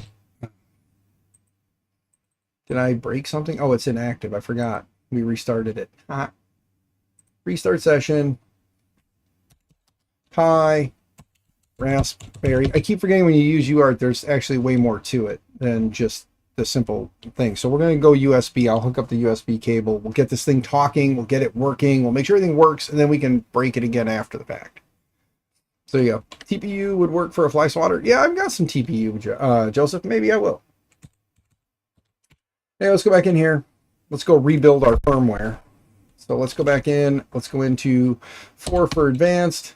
Let's go into 1 for build. Enter. And then let's go ahead and keep it low level. Click that, come down here, click here. Because PA 2 and 3 says CAN bus, because that's what you would use as CAN bus down the road. And then you got USB to CAN bus bridge if you're doing USB. In this case, we're going to use that guy. And we'll go back, keep all that. There we go. Q to quit. Yes. Now it's going to rebuild the firmware, and we're going to go and delete the firmware while it's doing that out of our web interface. So let's right click on this guy and hit delete and hit delete. Now that's gone. Out of here. Firmware done. JPP. What are you sending in the stream chat? Just send it to me in Discord if it's files you want me to download. Because then I don't have to try and remember it for later. Fly swatters. Never mind. Send it here. That's fine. Yes. Download file. Oh, it's going to take forever. Stupid Thingiverse, your 30-second delay. They're such jerks, aren't they? Anyway, we've created it. B for back. Q to quit. Let's go back up, up, up, up. Let's see if our copy's saved. There it is. See, the nice part is, since we already typed it, it's already there. Now all I got to do is just hit enter. And then we go back to here. And there's our firmware.bin file created at 612, which is right now. So we'll right click, we'll download, we'll actually just save it over the existing one, because why not? There we go. Tell it to keep the file. There it is. Let's grab the file, move the file, be done with the file. So, power you off, power you off, pull these off, so you don't need it. Grab that ugly blue little USB cable that will work for what we need it to work for. Even though it's not the ideal cable, it'll still work. Plug this in here. Plug this in here. This out of here. Put this in my little USB adapter wherever the hell I set it. There it is. Okay, plug this back into the pewter. And then go back in here and go back to desktop and right click, copy, G drive, right click and paste. And it did save it because you see the firmware.cursor file. Delete the cursor file. There we go. And then ejecto cedo cuz, and pull that out of there. One thing I'll recommend. You guys see, whoops, let me go here. One thing I'll recommend. You guys see that there is a firmware.bin file in there now, in the web interface. Once you created the firmware.bin file, leave it in there. Because if something ever happens down the road and you need to reflash the firmware, it's right there. Right click, download, and go. It's just an extra little place to hide it. So keep that in mind. But that being said, back to the bench. Maybe, if I can remember which one's the bench. There we go.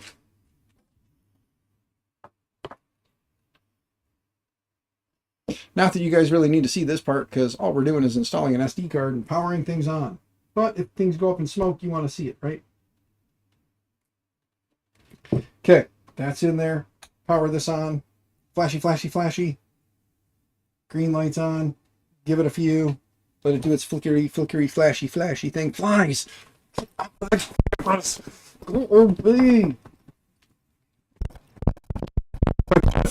My door that's got enough negative pressure, the flies will leave and never come back. Use Brave. You forgot about the delay sense. You never see it anymore. Bearded bucket. You beautiful, beautiful man, you. Okay, that should be flash now. Now we'll power on the Pi. We'll let everything come back up. By the way, if anybody's never met Bearded Bucket in person, he is a beautiful, beautiful specimen of a man. That beard of his, oh my goodness. I'm going to look my seat up so I'm a little higher. But yeah, so we get a chance to meet Bearded Bucket in person. Just don't touch the beard without asking. Be decent, ask first. Say, may I stroke the beard? If he says no, respect his wishes. Do not disrespect the beard, or you'll get the bucket. Stupid jokes. Just like me. Stupid. I'm so stupid. All right. There we go. It's back up now. So let's go back to the right screen. Let's bring back up this guy. And let's click enter so it errors out. And then we'll go back to here. Go back to restart. Pi, rasp, whoops, raspberry, hit enter. There we go. Now we're going to go back into the klipper install and upgrade helper. There's two ways to do this. You can just do it from the install and upgrade helper and hit 4, and then 4 again to get the ID. And it is definitely USB this time. I hit 1. What'd you do? There it goes. Enter. There it is. There is our ID that we need to keep. Oops, it freaked out again. Anyway, highlight this part, come down here, go into printer config, find your serial ID, which is this guy right here, Control V, paste it in, save and restart. And let's see if it talks to the printer this time. And we go to dashboard. And there's really nothing in there that it's going to talk to because it's not really set up. However, here's where the fun comes. Ready? Go into config, go to config examples, scroll down. I usually will go to show all. And then you scroll down until you find the generic Big Tree Tech, and then you're looking for the SKR Mini E3 V3 right there. Click on it. You can copy this. Maybe it'll load, maybe it'll take its time, maybe it'll error out, maybe it'll work, maybe it won't. It says it's downloading the file, but it's just spinning and spinning and spinning. Worst case, you go back here. You go back to here. Then, when you're here, you go into firmware, V3, klipper, go into the config. and then just copy this whole stinking bit of text all the way to the very end. Right click, copy this. We'll go through it later. But for right now, we need that. Click here. Oh, we're going to need to put our number back in. So just bear in mind, I got to fix something I just did. If this will work, it seems to be not wanting to cooperate. It's just, you can't see it because it's behind me, but it just keeps saying download config. So that being said, reboot. Why is the board diagram on the GitHub page? Because it's open source. It's an open source piece of product, so they put the diagrams out there to keep with open source standards. So that is why. This is not cooperating as I would hope. Let's restart Klipper. Maybe. Nothing wants to reboot the way I was hoping it would. Everything is being kind of stubborn. Let's go see what the hell's going on here. We may have to manually reboot if it doesn't want to cooperate. Doesn't seem like it wants to cooperate. But yeah, to stay with open source standards, you need to release certain things, and the boards, they release them as open source, so you can copy the board theoretically. I mean, if you wanted to, you could go copy the board. I mean, not stopping you from making your own based off of their diagram. Okay, well, shut off the Pi, turn on the Pi. Maybe we have a Pi issue here, and I'll have to get a different board, which I have some Libre boards. We'll do this again on a Libre board if need be. If we have to, we have to. If we cross that bridge, we cross that bridge. I do have a Raspberry Pi 3B floating around that doesn't have Wi-Fi, but I have a Wi-Fi adapter. So worst case, I'll pull that out of there, plug it into here, and see if that fixes the issue. Because I do have a 3B. We can just install a Wi-Fi dongle right there, and then it'll have Wi-Fi's too. And since we have 4 USB ports and only need probably 2 of them, we can do that. And then I'll just have to send it off with one of my Wi-Fi dongles. See? A Wi-Fi dongle. And it should, in theory, work. Little dongle will do ya. Yeah, a little dongle will do ya. You are correct, Stephen. We'll put that right there just in case. Cross that bridge and things don't work, or they do work, or whatever the case may be. Okay, let's go back into machine. Let's go into printer config. There we go. Hey, it didn't save the file anyway. It didn't save the info. Control V to paste that in. And then here is the ID for that one, but we got to come back here and make sure we get the ID for our specific. So highlight that, come back here. And we didn't paste it right anyway, now that I think about it. Control V, paste that in. Yeah, so we can take out all of this part here. We only need 1 dev, but there we go. Now we'll hit save and restart. Now it says that it is saved and restarting. Let's go back to dashboard. Look at that. Things are starting to come together. Yay. Now we just need to make sure that we include the mainsail config in our printer config. So we go back to machine. We have a mainsail config right here. So we go to printer config, and this is the fun part. I like to put it somewhere near the top, kind of above the references. I'll do a weird... I do the brackets, the square ones, and then type include space main sail.cfg.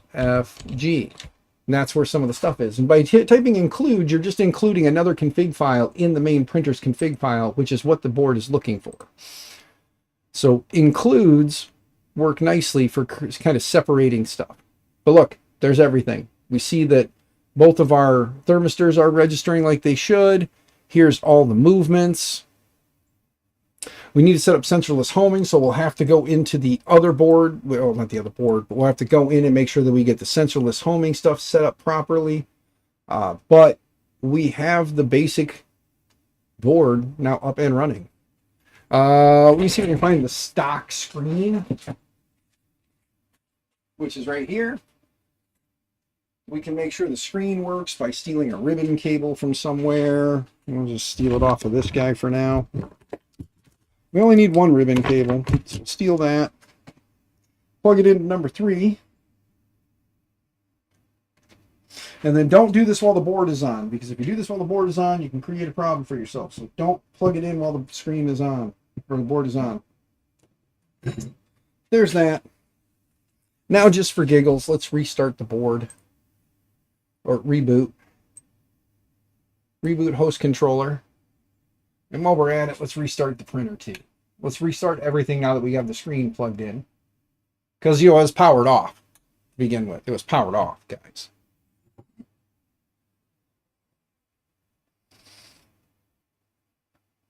Found some white mini Wi-Fi adapters to match the Libre white PCB too. Nice. As long as they're Linux compatible and will work with Linux distros, they should work.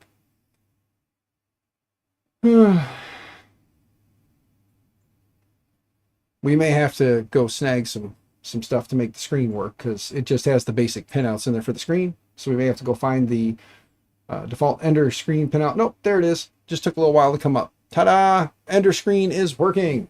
Now let's click the button. Hey, look at that. So there you go. We have a basic screen. Ta-da! That's working. Which means that this should be working now too when we go back here. Ta-da! Now for giggles, let's just try to heat up the hot end. We'll go to 210. And we'll see if it starts raising or if the other one raises, because then we'll know we picked the wrong one. Nope, we hooked them up right. So the extruder is now going. I hear fans spinning. Let's make sure we got the proper fan.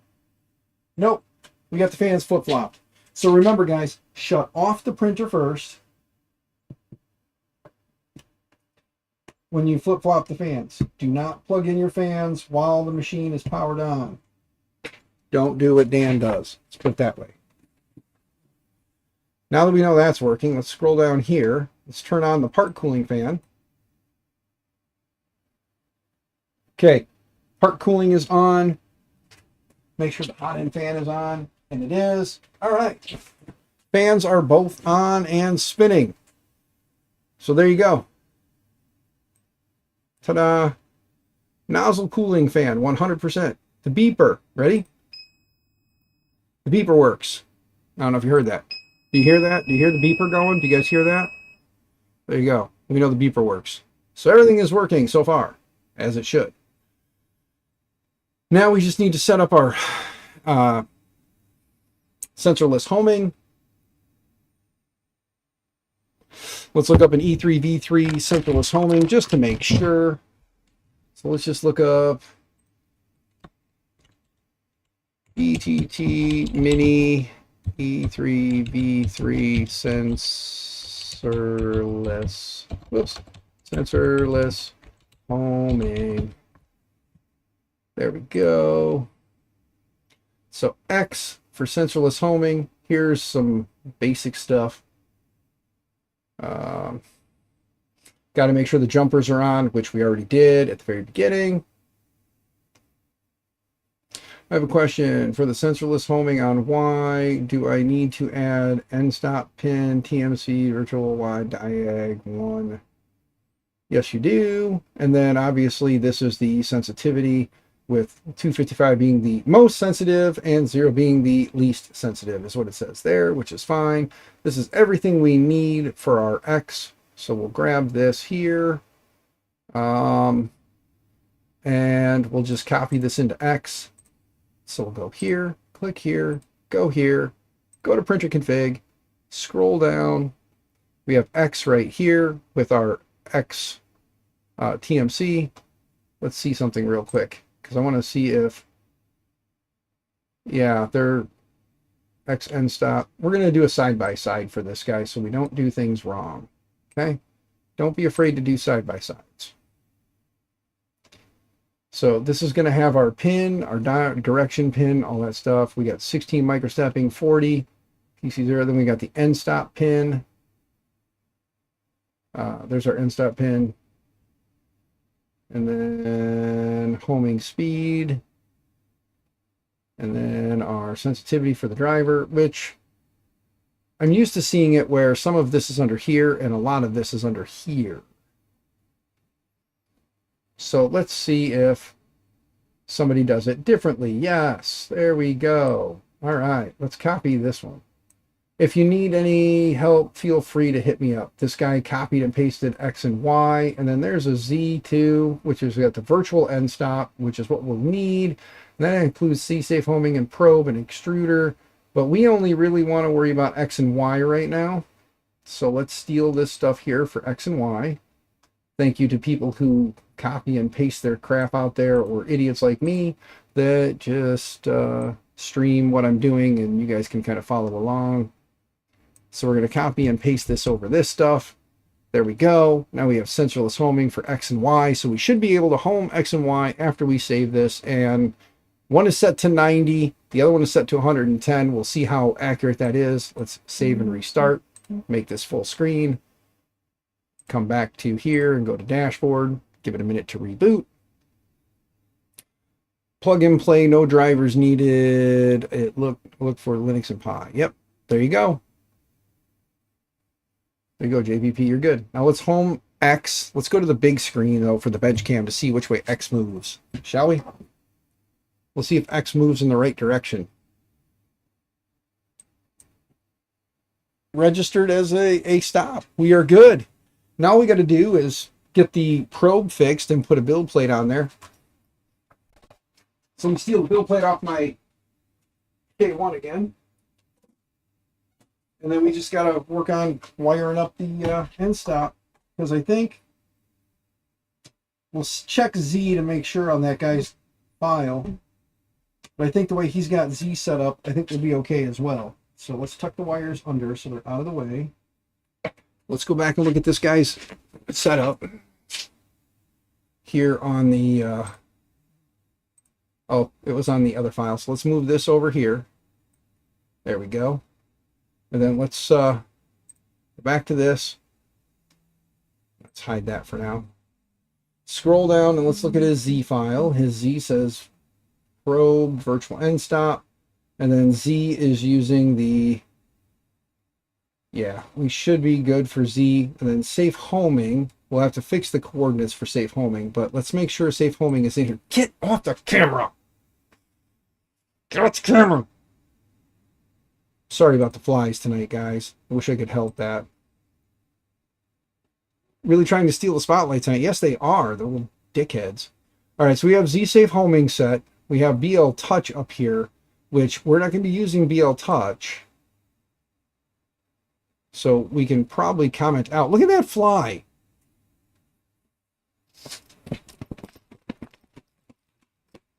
Get out of here, you little dickheads. God. All right, let's take a look at the Z stuff and see. Yeah, they have probe, so we'll do probe instead of BL Touch. Oh, here's a trick for you guys. Ready? Let me go back to right screen. If you highlight a bunch of stuff that you want to comment out, and then hit Control and the slash key. Look at that. Just commented that whole BL Touch section out. Bed mesh, we'll leave this part alone for right now, because I don't think, yeah, there's no bed mesh part in here, but we want to steal basically from the probe all the way up to the top of the Z, right click and copy.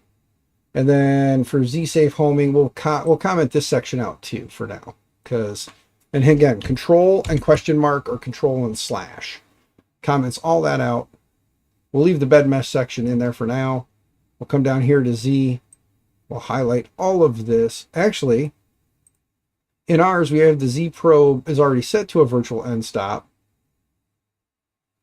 So they already had it set up for a probe anyway. What's the stuff? UART address is set right. Yeah, this one's already set up for a probe for Z. So we're good. We don't have to mess with that part. But I am going to steal the probe section and the safe homing off of it. You know, we'll just steal the probe section. Right click, copy. And I do like the way he was keeping everything kind of together. But we're going to be crazy and we're going to put the probe up here now, just because.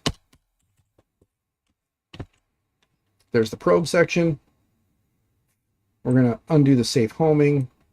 So control slash brings back our safe homing. There we go. Now we just have to find the stuff to pin out the end stop for Z, so we can use Z as our our probe. One thing we need to look for. So let's bring this guy back into this guy. Make this big again. Go back here to our pinouts. So let's go back into the Big Tree Tech SKR Mini E3V3 hardware V3. We need to find in our hardware, in our diagram, we need to find a 5-volt pin. So we're going to go to the pins PDF, bring this back up, and we're going to look through some of these random ones here, like the TFT has a 5-volt in it. So we can steal the 5 volts off of here. We have our Z is PC2, which is already noted, but we're looking for another 5-volt pin. We do have the end stop for extruder, does have a 5 volt in it, so we can steal the 5 volts out of our E0. We can steal the 5 volts off the TFT. So those are some places you can steal 5 volts from, because it's noted there is 5 volts. So in this case, we'll steal it from the extruder end stop, which is your filament runout sensor that we don't have on here. So since we don't have a filament runout sensor, we can steal this 5 volt. So we'll steal it from here for right now. So what we'll do is we'll pin out our probe accordingly. So let's jump to here. Let's flip this down like this a little bit more, so you guys can kind of have a work area to follow along with. So we don't hurt nothing, let's power off the machine, power off the Pi, just so they're powered off. And then the only thing I got to try and remember now is the other day when I did this, trying to remember what wire does what. Sorry, trying to move this out and over so you guys can kind of see a little better. Let's move the screen out of the way. I got to try and remember which pins were which on here, because one of these is a 5-volt power pin. And I need my phone because I took a picture of it. JPP, didn't you post what each one was the other day? Like what the colors on the pin to probe were? Let me go to my photos, not camera. I want to go to photos gallery. Let's go to gallery. Gallery. That's the TV that I just got today that I had to send back because it was broken. It wasn't for me, it was for the school that I work at. Ordered a teacher a TV, got it, and it was damaged, so I had to reject the delivery and send it back. There we go. Okay, so there was black, brown, and blue. So black, brown, and blue, and I hooked blue to blue, green to brown, and yellow to black. I think black was the 5 volt. So yellow would be my 5 volt on this one. So yellow is on the end here, and will it plug in there in the right spot? No, because on the board, our 5 volts is on this end down here that you guys can't see because I'm not up over everything. But yeah, our extruder end stop is right here, and our 5 volt pin is on this end down here. It's on the far side. It's on the opposite end of where it's at currently. So what we need to do is repin this, which we're going to have to find a 2-pin anyway. Do I have any flipping 2 pins somewhere? Oh goodness, I hope so. If not, I'll cut down a 3-pin and make it work. Wait a minute. Is this right? We can steal this. Yes, we can steal this ZN stop cable. Haha. Okay, let's get this. Let's get this. And you shove the little flat blade down in, trying not to damage the plastic, because that's the part that's important to us right now, because I'm running out of these unused, so we're having to unpin to repin to reuse. Maybe. All right, let's go with a little bit thinner one. All right, we'll go with the little SIM card ejection tool. Maybe. Okay, well, let's try to get the other one out first then.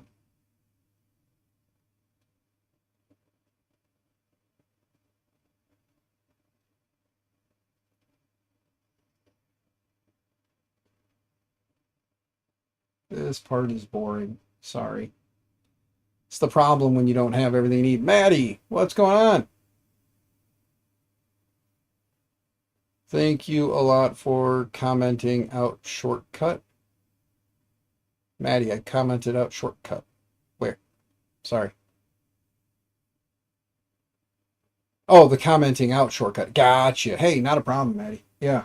I learned that one through a buddy of mine, and I figured I'd pass it on because it makes it a whole lot easier when you're trying to comment out an entire section. You don't have to go line by line. You just highlight the whole thing, hit control and question mark, and then it's all gone. Makes life a whole lot easier. Yeah. All right. That's out of there. So there we go. Got to recycle, reuse, guys. Recycle, reuse. Use what you got. Okay. So we know that yellow is our 5-volt. Black is our signal, and blue is our ground. Okay. Wait. Yeah, brown is 5-volt. Which, brown was the 5-volt? Okay. Well, then I better look at my diagram again because I may have this right. Brown. Wait. So black signal, blue ground, brown 5-volt. Okay, so brown is 5 volts. That's the green wire, which is in the right spot. Green wire is in the right spot after all. So we just got to take these two out based on how I did it. Because remember, I took a picture and I told you guys I was using different colored wire. So I have a picture I'm looking back on. So if the green is my 5 volts, then I should be able just to depin these two, plug this into the board, and we should be good. I will double check. I'm looking at my diagram now. And I'll have to make sure I use the right pins when I pin the switch. For some reason, you just got to make sure. You would think that it's a switch, it wouldn't be a big deal, but you'd be wrong. Tuck that in. Don't forget, if you're new to the channel, likes, subscribes, all that good stuff is fun and exciting and helps me out. Not required. I'm going to continue to stream because I'm an idiot and I don't know any better. So, anyway, green goes back into the end here. That's right, I made green the power because green means go. So there we go. We'll pull these apart a little bit more.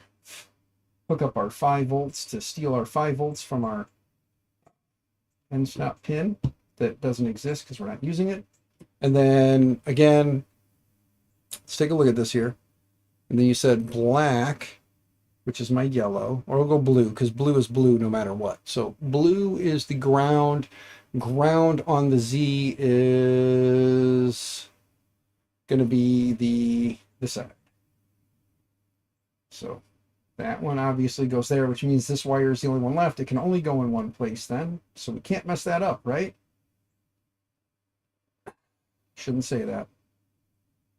I've been able to mess up all kinds of stuff. But there we go.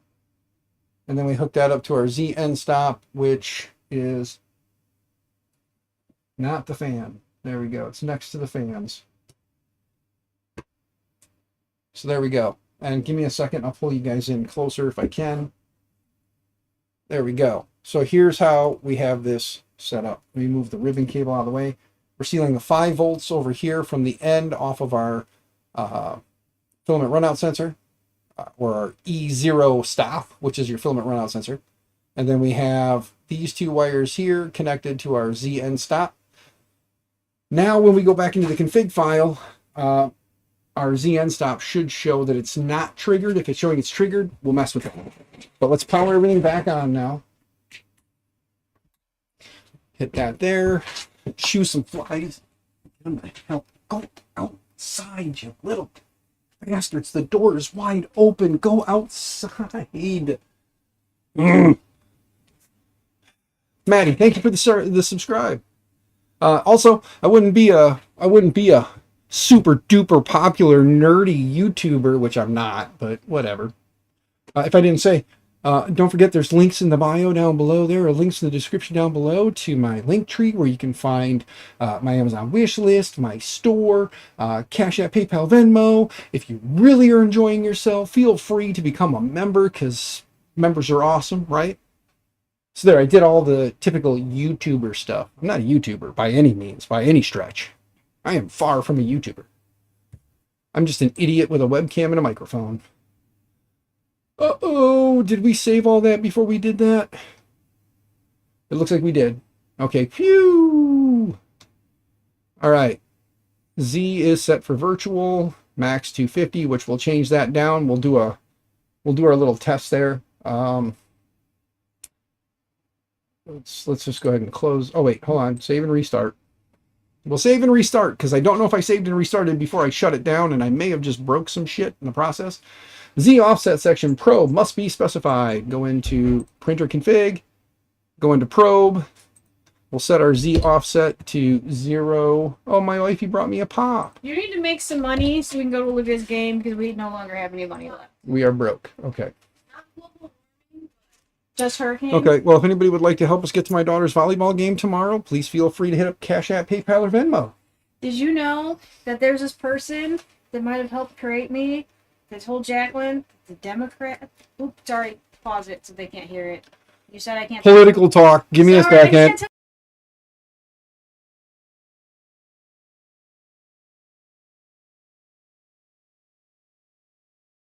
How do you... Yeah, people are stupid to believe that.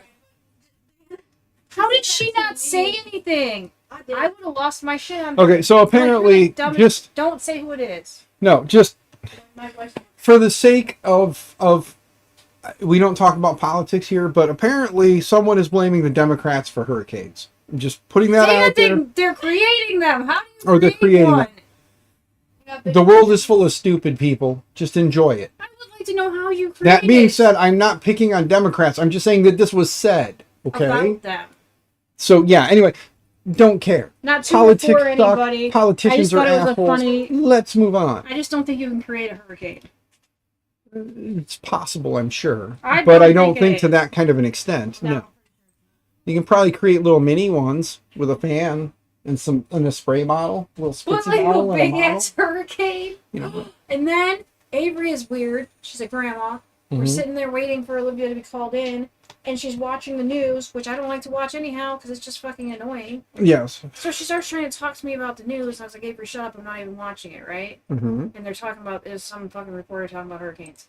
There's my F-bombs, guys. They're in Fort Myers, right? Mm-hmm. And all of a sudden, Liv goes, Mom, why is that lady wearing a helmet? So then I look up from my phone, and I realize this lady, this reporter, is obviously down there where there's storms right now. She's wearing a fucking baseball helmet on her head. A fucking baseball helmet. I can't. I just can't. I can't. Babe, I just can't today. I love you. And then it was the fucking presidential speech. And I was like, I just can't do it. Mm-hmm. And Avery wanted to talk to me about it. And I was like, I don't want to talk to you about this because I don't care. Mm-hmm. She was, but Mimi, I was like, dude, you're a grandma. Shut up. Nobody wants to watch the news but you. Yes. Oh, and what's wrong with Olivia is she has a high arched feet like me. Mm-hmm. Well, she has high arched feet like me. She has high arched foot like you. Got it. And they're generally prone to stress fractures. However, she has really, really loose ligaments and tendons in her ankles. So her ankles are super fucking weak, which is why she keeps spraining her ankles. Mm-hmm. And she has no mobility this way in her ankles, which is fucking weird too. Since she can play volleyball and go jumpy and do all this other shit. Mm-hmm. But it explains why she's uncoordinated as fuck. Yes. I love you. I know, honey. I know. I know what you're telling me a million times. I know. I haven't seen you all goddamn day. But you've told me a million times today through And you Facebook. just want me to just walk away right now? No, I don't want you to walk away, but I was in the middle of something. Do you know what you said to me today? You told me that you like your internet friends and you care about them more than me and your kid.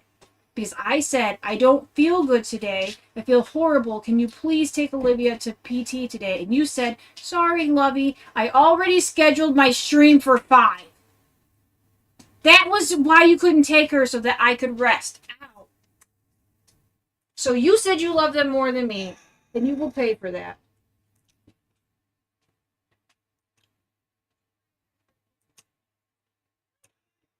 So in case you guys missed it, what I was trying to show you here is that my Z end stop and Z probe are together right now, and it's showing that it's triggered. What you need to do to fix that is click on here, or at least we're going to see if it'll fix it. Let's invert the pin. Ready? We're going to put an exclamation point in there, save and restart. And then when it comes back up, we'll see if it's now open. And it is.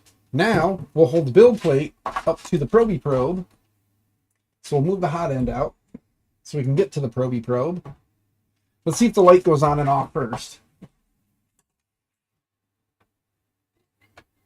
He's not going off.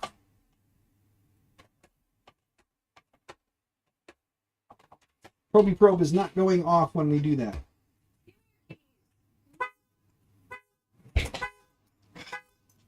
Fucking doors are locking for no reason. Shut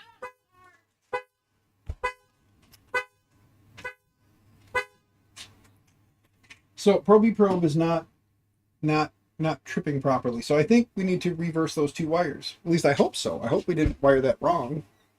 I did it based off of what you said. Damn, I miss my kids. Oh, Maddie, yes, it's so much fun. It is so much fun. So maybe we need to invert those pins. So, yeah. Here's your keys. I gotta take shit in the house. I need this. You need the eggs. I take the keys. Yeah, why would you take the eggs? I don't know. Maybe try to cook one on the build plate. They moved out last year. Yeah, Maddie, I've got 7 kids, good sir. 7. Yeah, there are 7 kids in my house. Well, not in my house. Not anymore. A bunch of them have moved out. I still have 3 of them at home.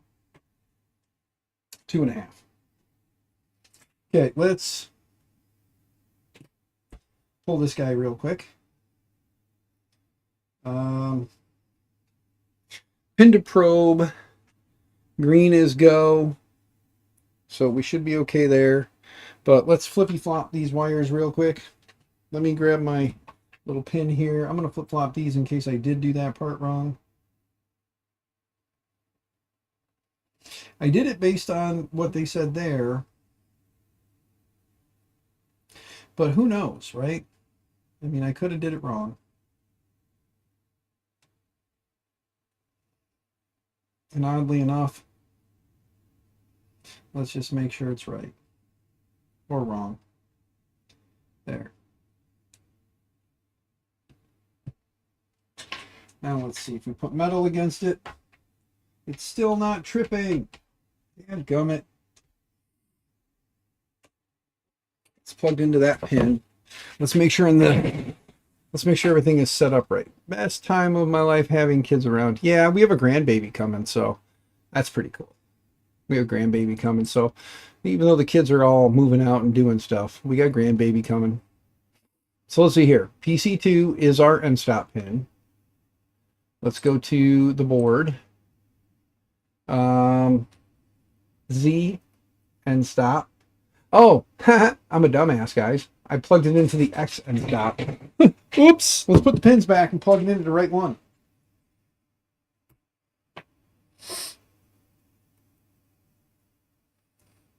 Because, of course, it's, you know. I would think it would still trip, though, right?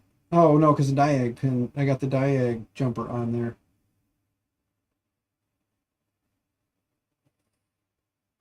Because I got the diag jumper on there, it's not going to register that the it's not going to register the probe right. Because I am an idiot and plugged it into the X instead of the Z.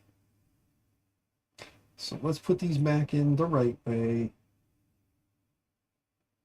I'm pretty sure I had it right. I just plugged it into the wrong. Okay.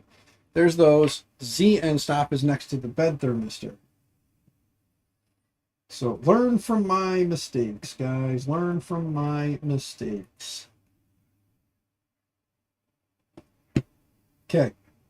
There we go. Now let's just see since the... Yep. Now we're getting trippy. Let's make sure it's tripping though, shall we? Let's go back to here. Get off my nose, fly. Get off my nose, fly. Little bastard. Okay. So we know that right now it is showing as triggered. Now it'll show us untriggered, which means I got to go fix that. Huh. Okay. Well, let's go undo what we did here. Let's take that off. Save and restart. And this is why I like editing in Klipper, because it's save and restart. Scroll down. Now it shows open. Move this up. Locking probe. Try again. There we go. Now it shows triggered. Now it's not. Now it is. There we go. All right. Now, guys, in theory, we should be able to hit home all, and it should home all. Clipper Viking, good to see you, brother. Hope you're doing well. Sorry I'm late to say hi to you. Let's go back to the dashboard. Stupid ass fly. Let's move this up so you guys can kind of see everything. Boom. Put that like so. Let's jump to the bench cam and let's hit home all. Ready?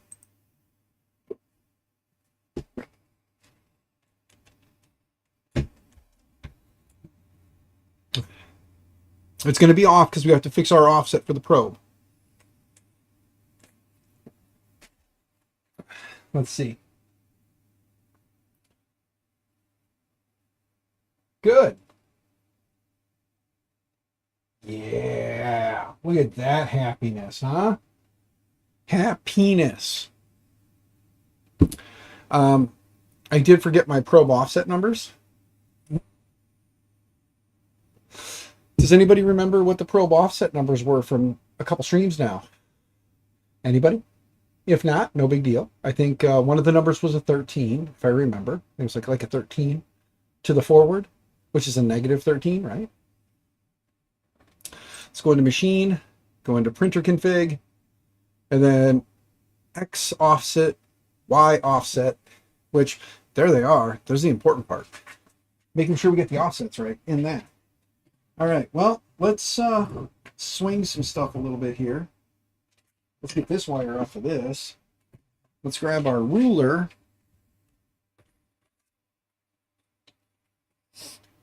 And let's see.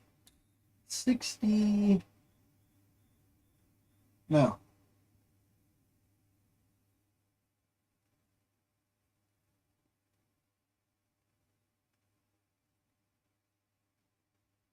$60 and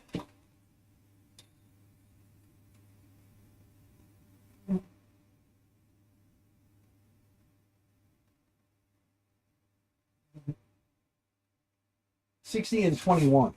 So 60 and 21. It is 60, negative 60, because it is to the left, which should be negative. Yeah, so negative 60. And it's in front of, so it should be 20. Right? I said 60 and 20. Pretty close. It's probably going to be not completely accurate, but oh wait. No. It's 13.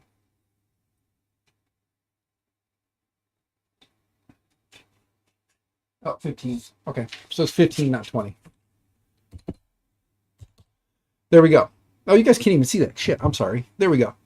So under probe, we have our X, Y offset and our Z offset. I'm leaving Z at 0 for right now. We can play around with that a little bit later. Speed is fine. Samples is 4. There we go. Save and restart. Now, once it restarts, we'll hit home again. Let me turn this back again now so you guys can kind of watch from the back side. Everybody's favorite side. I'm sorry, did I say it out loud? My bad. My bad. Holy crap. Reddit post about the skull extruder cover for the A1 Mini blew up. Nice. Yeah, the skull extruder cover is pretty sweet, bro. That is pretty freaking sweet, dude. Anyway, sorry. Home all. Let's see now if it goes closer to center with the probe when it does its thing.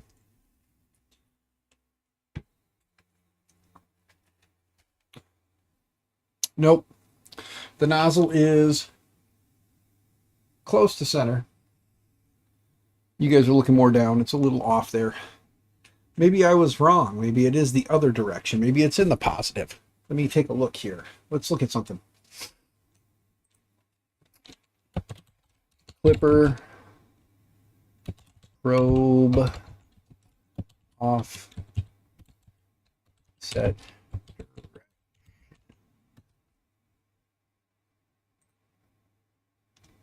Okay, calibrate. I don't want to calibrate. I want to know which way to go. How about in Marlin? Marlin tells you. Marlin probe location. Probe configuration in Marlin. Does it have it in here where I can read it? Oh, look, this Marlin one uses the TH3D Easy, Easy ABL. Probe solenoid, BL touch, manual probe, but it doesn't say anything about like the actual location of to the nozzle. Location to the nozzle.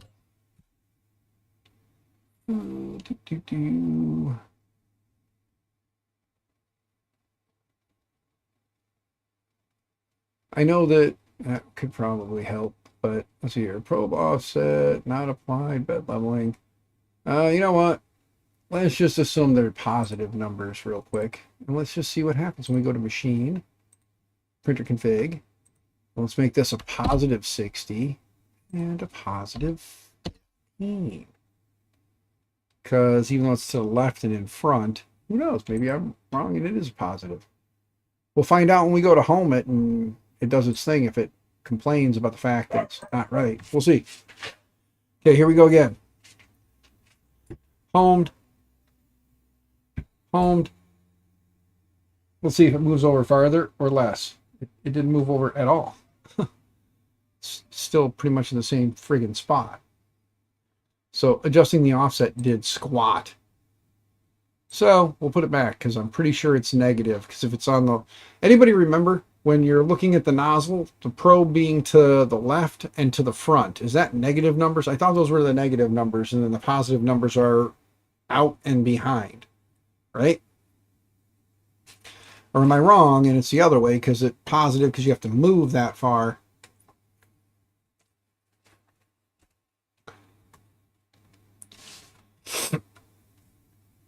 I think it's negative and negative because I think you see the probe to the back and or to yeah. So we'll put them in as negatives and see what happens. Let's go down home offset. We need to figure out anyway our maximum movement. 230, 230, and 250 is what it's currently saved at. So we'll play around with maximum movements and stuff. And for right now, oh, we got to put in a macros folder with cool macros and stuff too at some point. Your way makes sense to me, but think, or like you, I would look up to verify it. Yeah, and actually, let me think here. What do I have that has a, yeah, because that's going to be 0 regardless, but it's behind. So let's go look at the Hulk's config real quick here. Let's go to Hulk. Let's go back to the right screen. Sorry. Let's look at Hulk's config because the probe is behind instead of in front of. So, where are we going? Where are we going? Printer.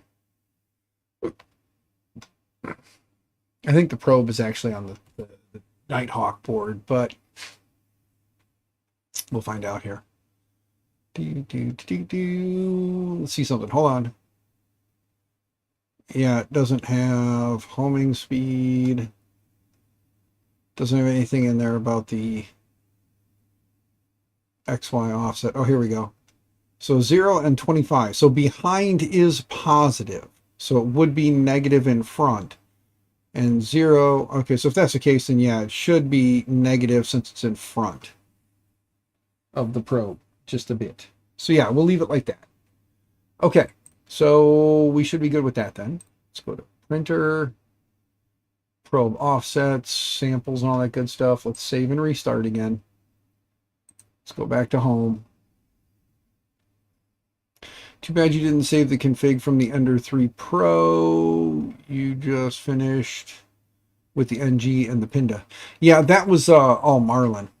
Remember, I did that one in Marlin, not Clipper, because I gave that one to a teacher and wanted to keep it as close to stock as I could so he wouldn't have to go crazy trying to learn a whole bunch of stuff all at once. Try and keep it as easy as I could. Oops. Turned off the light. Hold on. There we go. Plug it back in. Oh, yeah. Oh, yeah. Home everything real quick. You can see it right there. It's right there. See? It's homing. It homed. And then let's see what happens now. I don't really care too much at the moment, as long as it's good. There we go. We'll worry about other stuff later, but let's do a probe accuracy real quick. Type probe underscore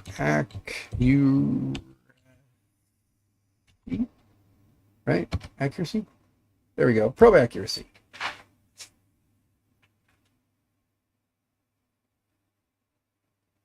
It's doing several tests. And using zip ties instead of nuts, and it's not that far off, guys. Sample is 10 tests, 10 retracts, speed of 5, lift of 5. So it's going to move at 5 and move 5.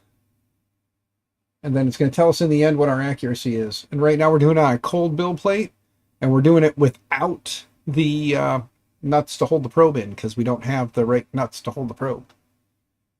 Being as how far away it is, I could probably get away with 3D printing some probe nuts. If anybody can find some pin to probe nuts files, I'll try and print them and see if that'll work. Yes. Okay, so its accuracy variance is it deviated 0.001346. So that's its deviation. 0.001346. Oh yeah. There we go. Now let's do a, let's go into the gears and let's scroll down to presets and let's add some presets real quick. Let's type in PLA, tab space, boom, 210, boom, we'll move to 60. And then we'll store that. Let's add another one. We'll call this one PETG. PETG, boom, and we'll call it, put this one in at 235, at 70, store it, and then let's add another one, and we're going to call this one bed level probe, BLP, bed level probe, and we're going to call that one 170 on the nozzle and 60 on the bed. Should I name it bed level probe or should I leave it BLP, JPP? What do you think is going to be easier? If I just put bed level or if I leave it as bed level probing? BLP, bed level probing. Which one's easier, BLP? Or should I just make it bed level? It'll work either way.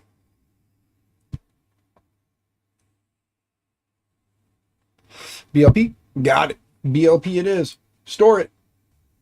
Close it. Let's go ahead and preheat. So we'll hit the BLP. We'll let it preheat everything. Make sure the bed heats up like it's supposed to.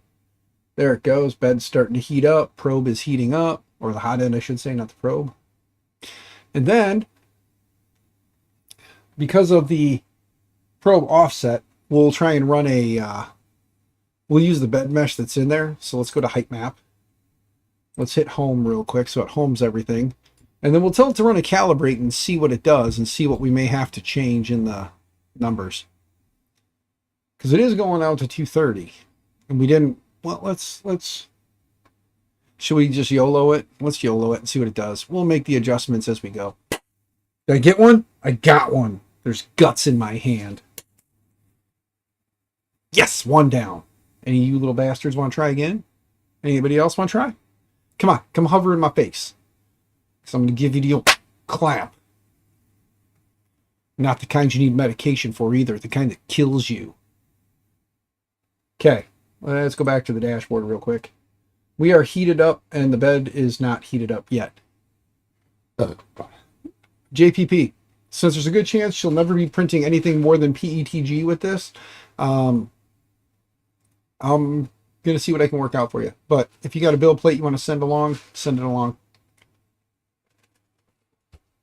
If anybody has build plates for like Ender style printers, like small collection of like spring steel ones that you just don't use anymore because you switch to the Sliceworks dipped plates, which if you use my link down there, if you want to get one, use my link down there. Save yourself 5% off and use MMN at checkout. I get a little kickback for the for that, so thank you if you do. But if you switch to the dip plates and you're not going to need your plates anymore, consider sending them, because then I'll have them to put on printers like this to send off to people. All right, we're pretty close now. We're at 55, 59, or 55, 56, 57. Let's see. Yes, build plate's getting hot. We're almost there. I don't really want to start probing until it's at 60. Give it a minute to like kind of heat soak a little bit so it gets the, you know, Creality taco mat.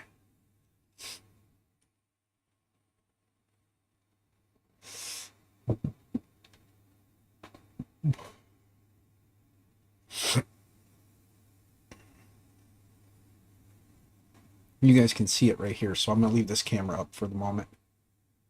All right, we're almost there. We're at 59. We're gonna have to do some PID tuning too. We got to PID tune the hot end at least. Probably wouldn't hurt to do a PID tune for the hot end and for the extruder. So we'll do a PID tune. Yeah, just helps. Okay, now let's go back to the height map and let's hit calibrate and see what it does. Calibrate.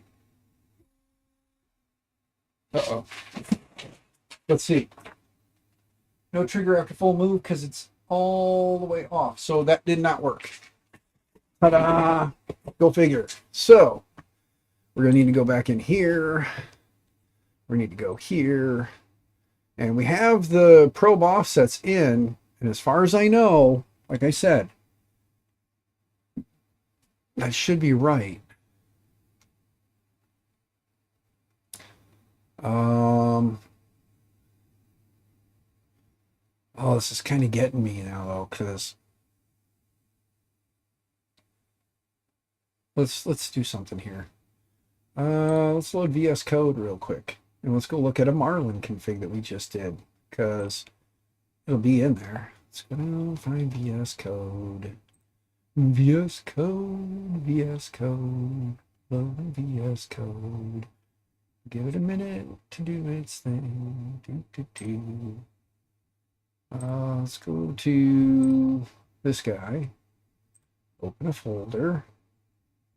Let's find Marlin. We just want to cheat and steal something out of Marlin. Where the hell do I save that stuff? Where the hell did I save that stuff? 3D printing, Linktree tech, mini 3v2, doesn't matter. Hardware, no, not hardware. It's not in there either. All right, well, here, nothing in there. That'll work. Firmware. Here we go. Marlin. Select this folder. Fudge a duck. That's Klipper. That's all Klipper. That's not the right folder. Dadgummit. File. Close folder. Then open.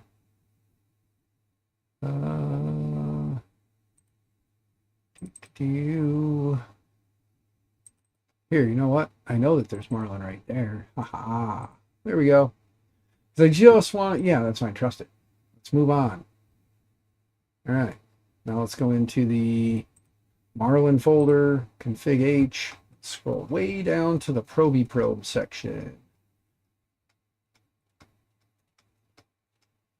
Scroll way down to probe.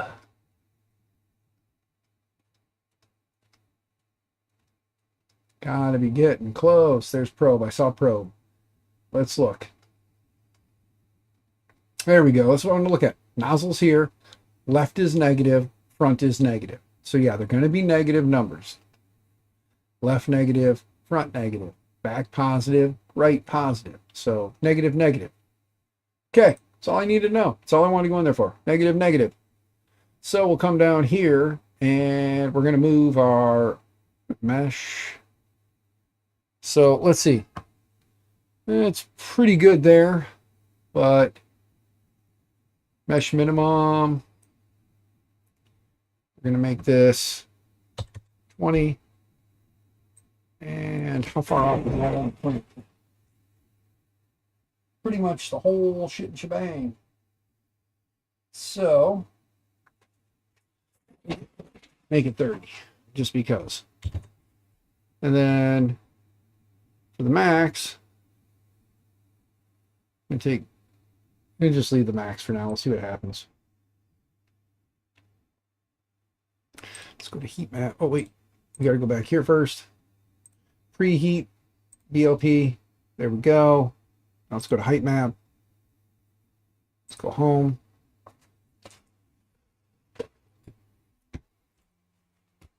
Screw tilt adjust. Yes, we'll get there. We'll get there. Probe points in klipper and nozzle coordinates, apparently. Yes. Weirdly enough, I guess. Let's try it now. There we go.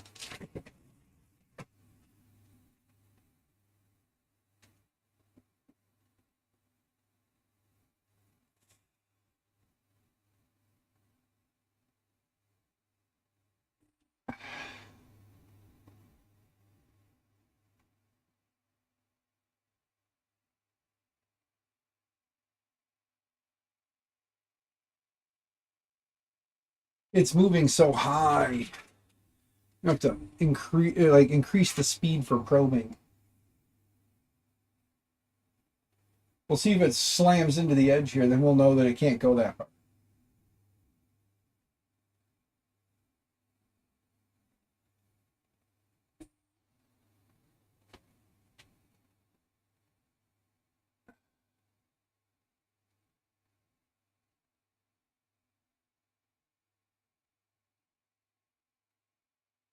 Okay.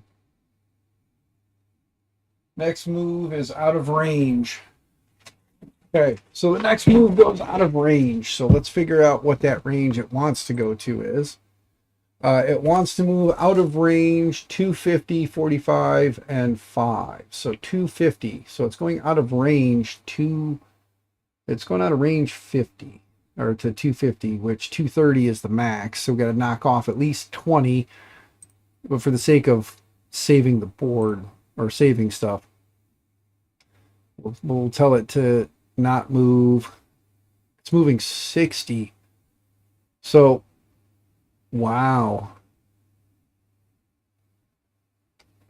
So we take 60 off of here and it added 60 back onto here. So maybe it is positives after all. That'd be weird, but okay. Oh, you know what? No, leave them negatives. We're not messing with that because we know it's right. Or it should be. If I'm wrong, somebody please tell me. But that being said, from 190 to 160, that's what it's adding on. So make this 130. And then this one we know is 15 from this. So we'll make this 200 just to be safe. Save and restart. Now we should all be within the current build volume. Let's go back to preset, BLP, machine, not machine, height map, home it. When I was in there, I should have fixed the probe speed too, huh?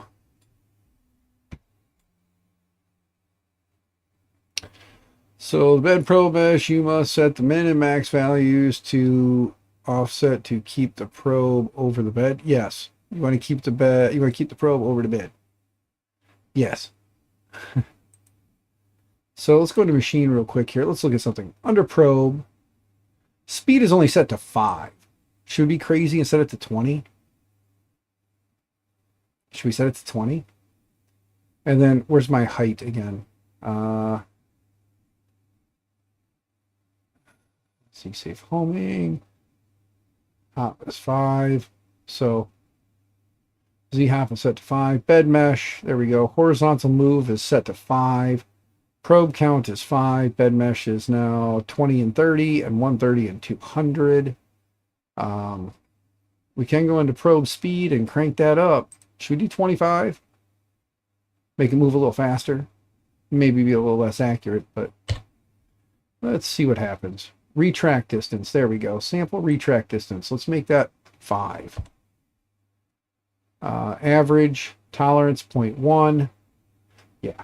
Let's live a little dangerous. Let's increase our speed and have a little fun with this, shall we? Who knows? It'll probe a little quicker that way. Go back in, re-enable BLP, go to height map, home it again.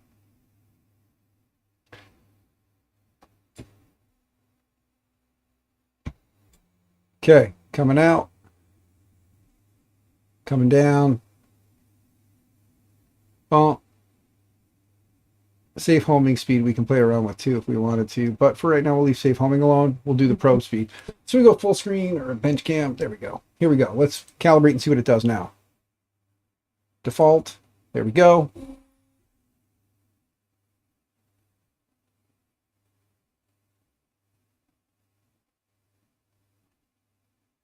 We also don't know if those movements are accurate, but we can increase that speed a little more, I think. Don't you? Should we live dangerous and increase that speed a little bit more?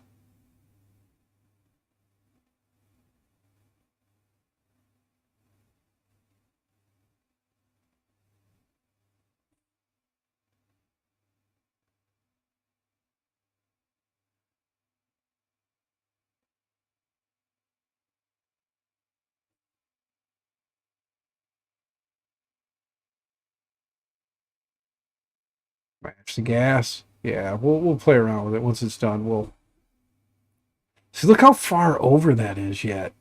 That's crazy that it's that far over, huh? It's mapping this tiny ass spot. We gotta fix that. Hold on. Emergency stop. E-stop. Restart firmware. Go back to home. Because that is way the hell off. Printer config. Scroll down. So 130.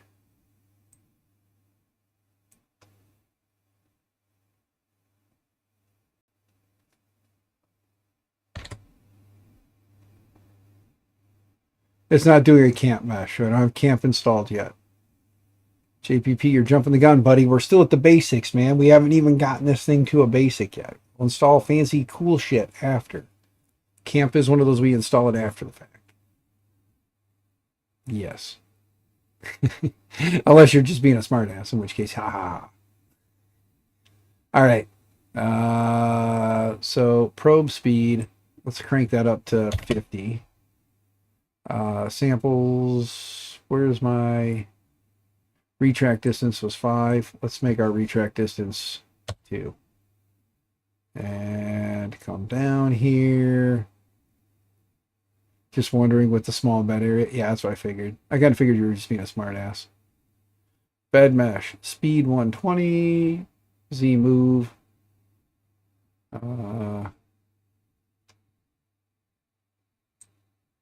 Z move 2.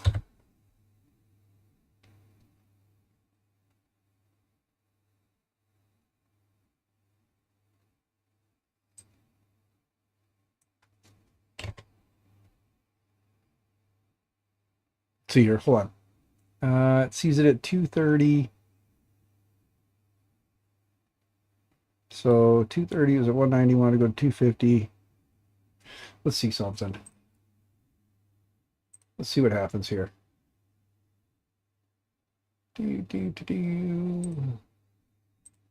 Yo. Height map. Home.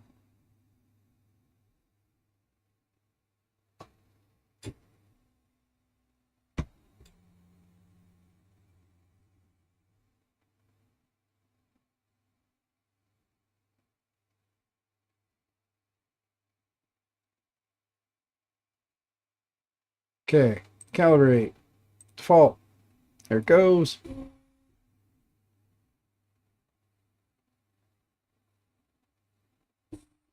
Look how much faster that's going now. It's moving hardly anything now.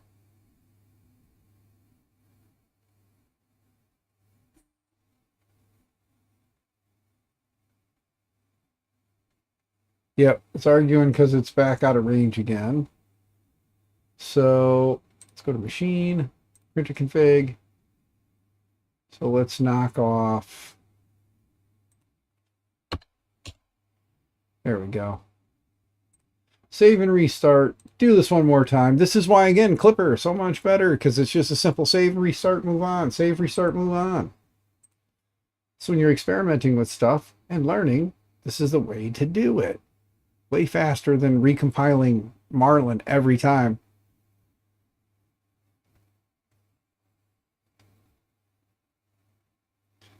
All right, home all. Go back to the height map. Once it's done homing.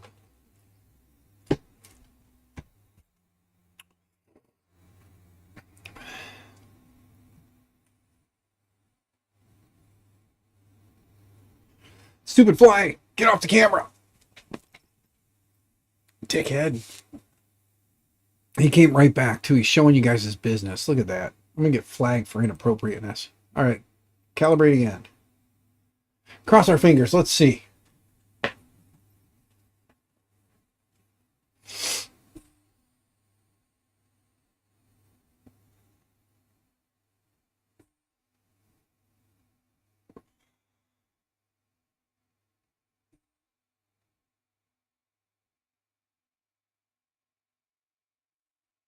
There we go. That's better. It's about as far over as it can get.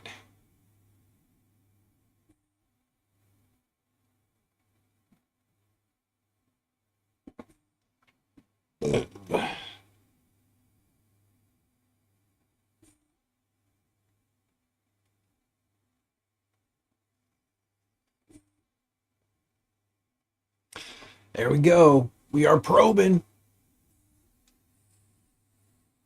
Just like the aliens, we're probing.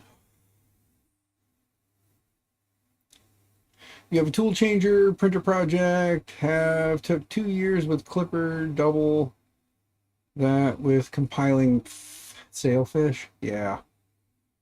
It is, Klipper just makes life so much easier when it comes to tinkering and changing things, and the way you can just save, restart, save, restart, save, restart, and versus recompile, copy to an SD card, reboot the printer, do that, come back, it's wrong, go back, start over. I mean, it's so many extra steps.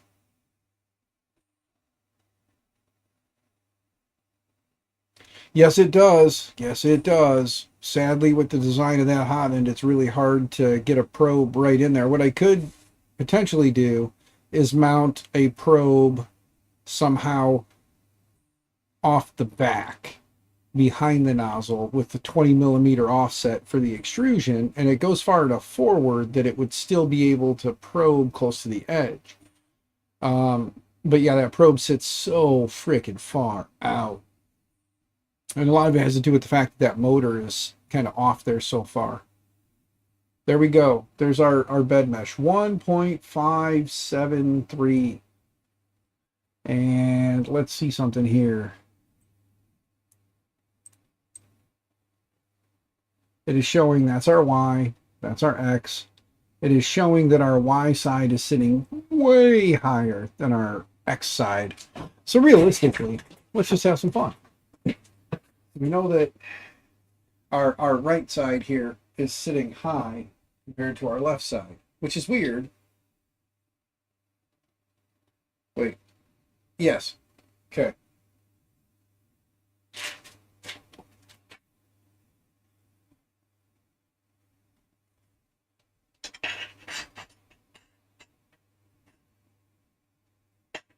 Let's see how that does. We're currently at 1572, it says by default. So let's run it again. Let's calibrate again. Let's just see if twisting those knobs brings that down a little bit more. It makes that a little bit better. And all you need is a browser and maybe Notepad++. Yeah. Maybe Notepad++. But yeah, for the most part, you can get away with changing a lot of stuff just using your browser and using the built-in little editor. So it's definitely nice. Let's go to terminal so we can kind of see console. There we go. We can kind of see our numbers as it's getting closer to that other side. We can kind of watch our numbers go by.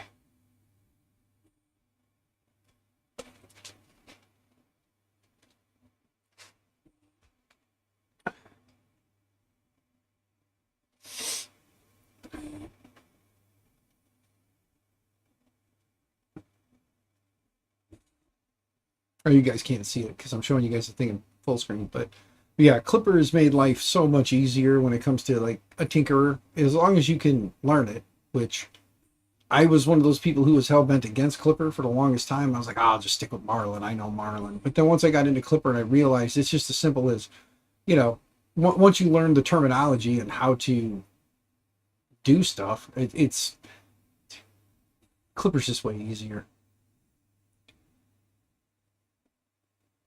I'm going to go back to the height map screen because I want to see how far off it is again.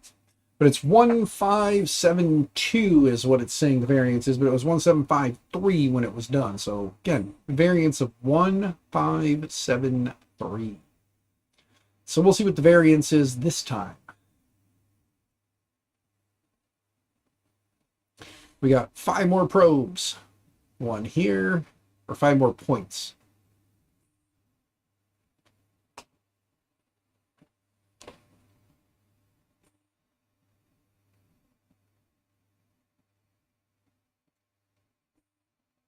Okay. 1 more. Or maybe 2 more. No, 1 more. That's it. But yeah, it misses that whole edge there, which is just sad. Now we're at 1135. And zoom out a little bit here. X to Y. You're talking still high. Still high on the right side.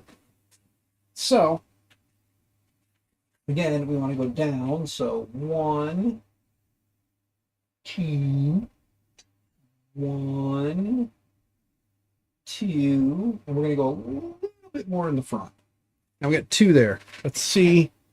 1 more calibrate, and we're just going to kind of ride with whatever this pumps out, unless it's like crazy off. If it's still crazy, like if it's crazy off, I'll look at it.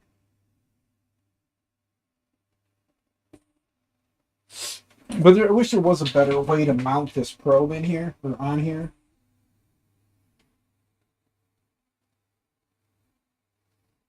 But it's just such a wide...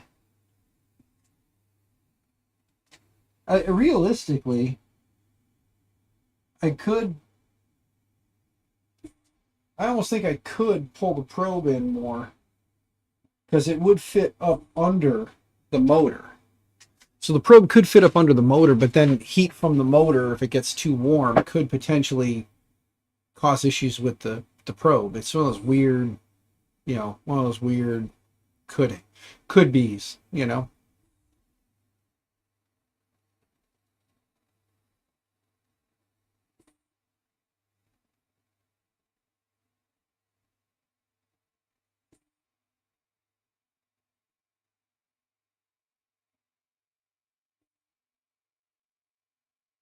Well, we'll see how this goes. You have a Soval SV07 with Klipper, so that is the extent you've messed with Klipper. Oh, 3D Medic Vince. Klipper is so nice, good sir. It's good to see you again, though, Mr. Vince. I know you were in and out. Here in about 30 minutes, both Justin and Lee Marie 3D are going to be live. So here in about 30 minutes, you guys have to check them both out. Because I think here in about 30 minutes, I'm going to call it. It'll be 8 o'clock in the evening. As much as I want to join Justin's stream tonight, I am a tired guy. Not feeling well. And yeah. So I have to see what happens.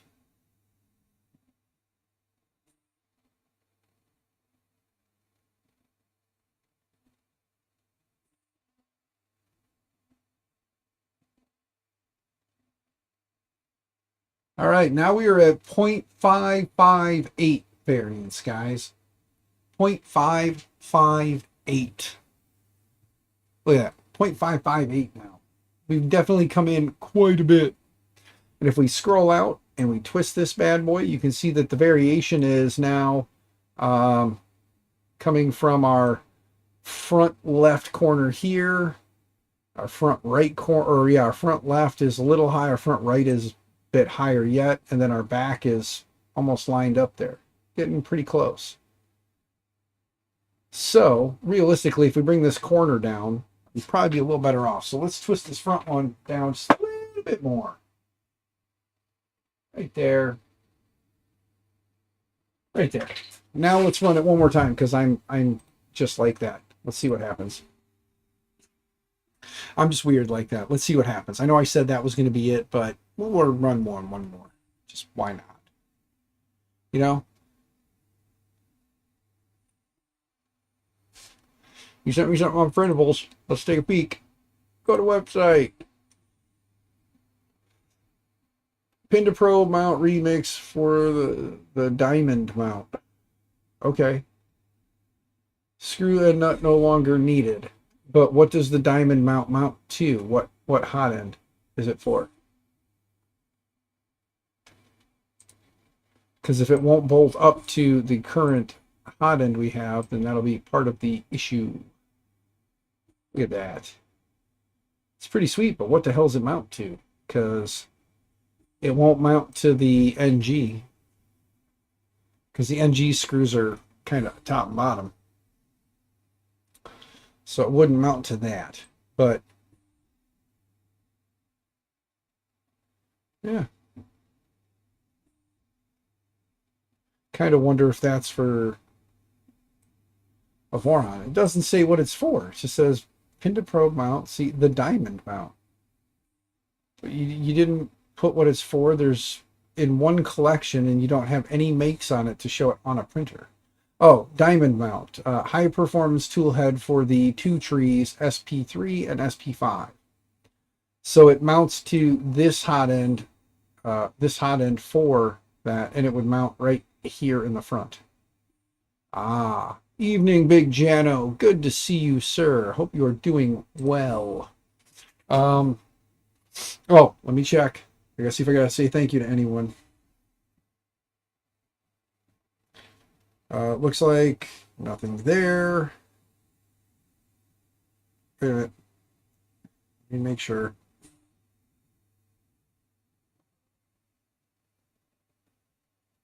Nothing there. And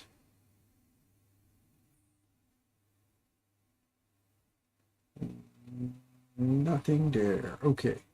Just checking the PayPal, Cash App, and Venmo to see if I can shout anybody out. Nobody sent nothing, so no shout out. No shout out for you. However, hi. If you'd like to help us get into our daughter's volleyball game tomorrow night, please feel free to hit up Cash App, PayPal, or Venmo. If you want to super chat here, feel free to do that too. But Cash App, PayPal, Venmo, make sure we have money tomorrow. Thank you. Sorry, back to the bench cam. It's done. Let's go check the variations. Oh, look at that. 0.422 now. Now we've got a difference of 0.422. So our back corner is the lowest. There is definitely this weird little right here. All right. Well, we dipped that corner well. We could take the front down a little bit on that one side. Let's see here. Hold on. So, not that far. Not that far. Wait. Put you right there. Yeah. Okay. Try again. One more, because why not, right? I know how much fun this is. We sped up the probing, so at least it's going faster. We could make it probe quicker. By the way, Jano, you like my flies? They're my pets, apparently, and they like to annoy the stream. It has the editable file as well. Match the spacing of the bolt. Longer bolts on the B wheels. as long as it would sit lower, but yeah, we'll have to see. We'll have to see. I'm sure I can figure something out. Either that or get a hold of Canrog and see if he would be able to whip something up that would basically make it so I could stick the screws through and screw them in and then drop the probe through from the top, or push the probe up from the bottom, or I don't know, something. Actually, could put the probe through, bring it up, screw it in, and then slide the probe back up into place, and then just put like a zip tie on top to keep it from dropping out. That's really all it needs. Nothing like flies on camera, camera bound thing. Yeah, see, look at that fly up there. It's up there on that one up there. He keeps walking over the lens like a dickhead.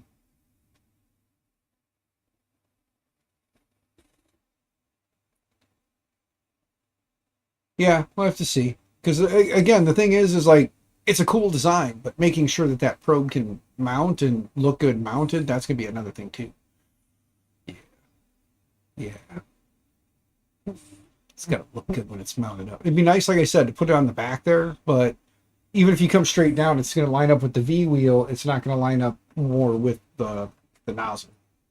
Ideally, it's always best to try and get it zeroed on one of the nozzle planes. You know, X or Y, pick one and make it zero to that, which is always like the best option.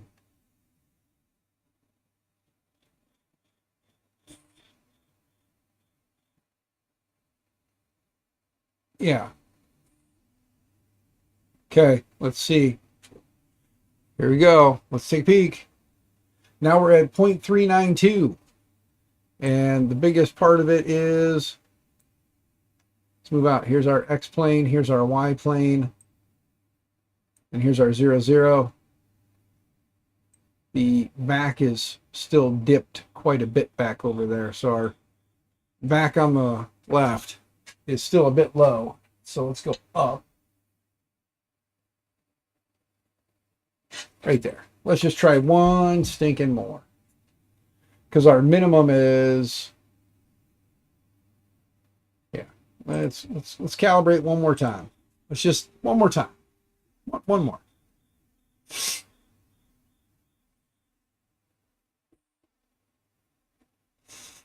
And then in the next stream, we will kind of play around some more, add some more stuff in, like the Z screw.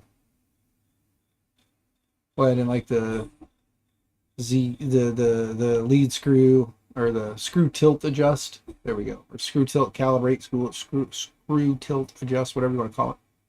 We'll add that in next, and then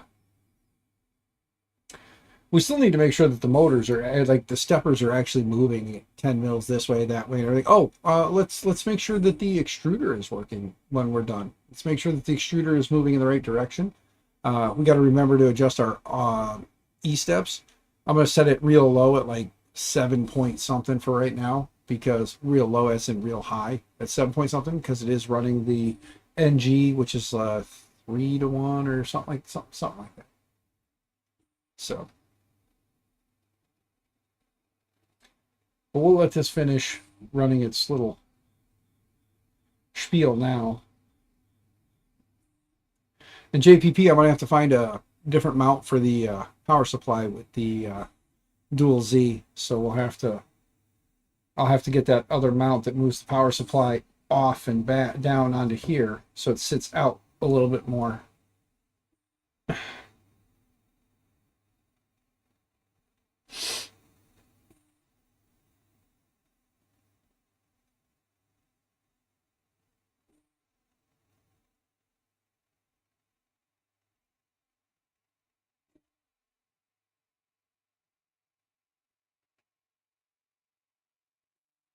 Okay, we're on the home stretch, guys. Found an undermount power supply that would match the rear electronics enclosure. Well, again, under power supply, undermount for power supply would go where the rear electronics enclosure would go, because the rear electronics enclosure goes in the back, and the under power supply mount would go under the back. So now we're at 316. 316 X and Y. So here's X, There's Y. Our back is still a little low in that back left corner. And this side's still a little high, especially more so in the back. But we've got it pretty close now. We're at 0.316. We'll do the lead screw adjust and do all that fun stuff later. This one puts it under the front left side, I think. The power supply under the front left side? It wouldn't go under the front left side. It would go under the whole thing. And it puts the power supply in the front. Would you really want the power supply in the front with the power cord hanging out the front? Just asking. I like I said, not my printer. I'm just building this for you. I usually like the idea of the power supply coming off the rear, the power cords in the back, and if you're going to do the electronics, put the electronics in the front. That's just me, because then it's easier to get to things like if you need to pull an SD card or something, you're not trying to spin around the back of the printer to get that and having a power cord stick out the front in your way. But again, it's just me. Just me. Okay, that'd be fine. All right, guys. I think at this point, the flies have irritated me enough. We've done quite a bit. We got it up and running. We got it doing stuff. We just need to now throw some more heat at the hot end. So let's go to 210. Oh, before we go to 210, we got to go to the printer config. We got to scroll down to the extruder. And we need to change our rotational distance. So we're going to copy rotational distance. Let's go back here. We're going to copy the rotational distance. Let me zoom in so you guys can see a little better. There we go. We copied that. So now we're going to comment out the rotational distance. Come down one, hit enter, go back up, Control V, paste that in, and we are going to make it 7.5. Save and restart. Go back here, go to dashboard. Scrolly dolly down, click here, click preheat for PLA. Let's shove some filament in there and load it. So let's go down here. Scroll down to extrude. We're going to do 50 by 10. And I'm going to take the mouse over here with me because we don't have a load we don't have like a load macro yet. Let's lift this up a little bit. There we go. Stuff this down in there. Okay. Now let's tell it to extrude. Hey, it's pulling the right direction and it's pushing filament. Look at that. Okay, let's pull this off. Let's see how close I was in guessing 7.5. Let me grab an old marker here. Grab a fine point so we get a little bit better mark on there.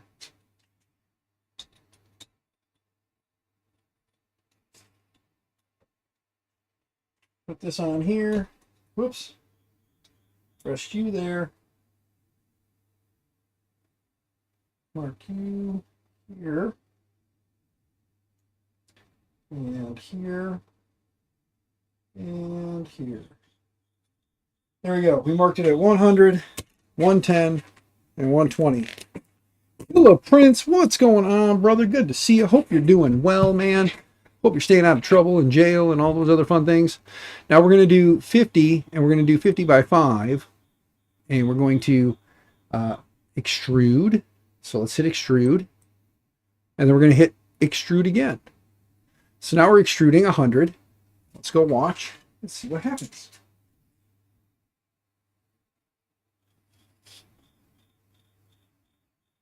We'll see how close we were at 7.5.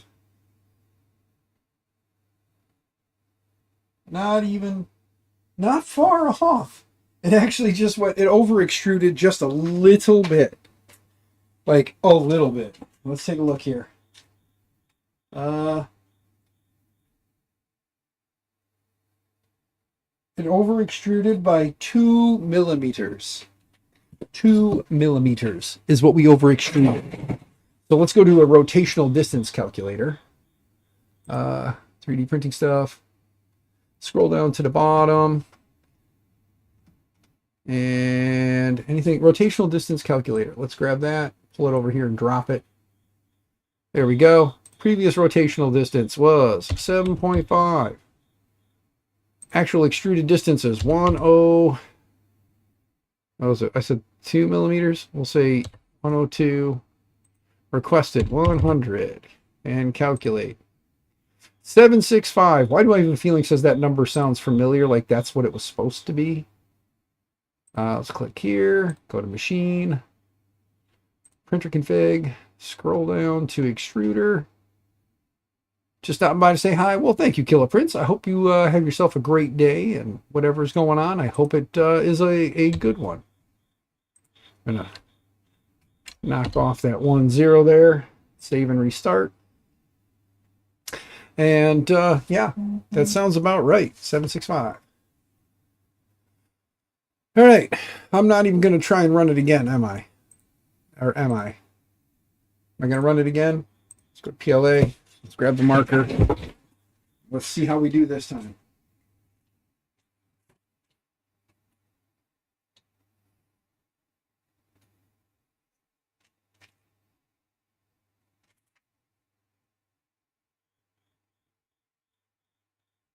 Okay. We're only marking it at 100 this time. I'm feeling confident. We're going to mark it at 100. Now we're going to scroll down. Oh, we'll do a PID tune and then we'll wrap the stream. Yeah, Killer Prince is always fun to have around. All right, 50 and 5. Extrude. Extrude. And now we wait. Throw it up there.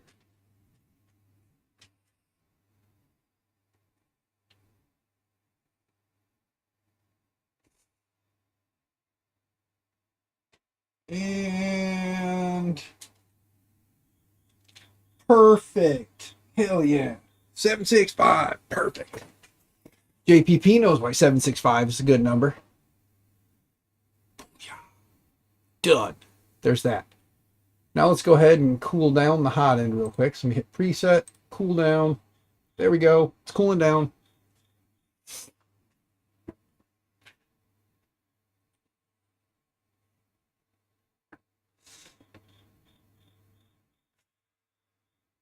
Yeah, that's why Killer Prince, man. That's why I understand. I stream in the evenings because that's when I'm free. It's not for everybody, and I know some people may find joy in this. 762 is the number, like a little bit better. Yes. Yes, Shane. 762 is a good number as well. I could always be a smart ass and make it 762. That little bit of a variance probably wouldn't hurt too much. He sent something on Discord that will work. Okay. Yeah. I don't have Discord open. And I don't necessarily want to share my Discord in case somebody sends me sensitive information. You can see it back there, but you can't really read it. Let's see. JPP sent me a bunch of stuff. There's that probe. Ender 3 rear probe mount PSU with cable chain. Oh, I hate cable chains. Ugh. I hate cable chains. Visit site. Let's go take a peek. Ugh. Cable chains are so friggin' ugly. Ugh. Hey, don't get me wrong, it's rear mount, it's cool. I just hate cable chains. Ugh. People and their love of cable chain. The only time cable chain's any good is when it's like good cable chain. 3D printed cable chain just garbage. Too many ridges. Ruffles have ridges. And then that's a crazy side mount, like enclosure. Wow, I think it's pretty beefy. So you mount the screen in there. Have your SD card coming up here with an extension. Power supply mounts underneath. You mount this up here. The whole thing becomes a separate enclosure off to the side. Okie dokie, artichoke. If that's what you want, we'll do that. You let me know. I'm letting it cool down. It holds everything, including the PSU. That's what I'm saying. It holds everything. If you want a separate, like a secondary unit, you can do that.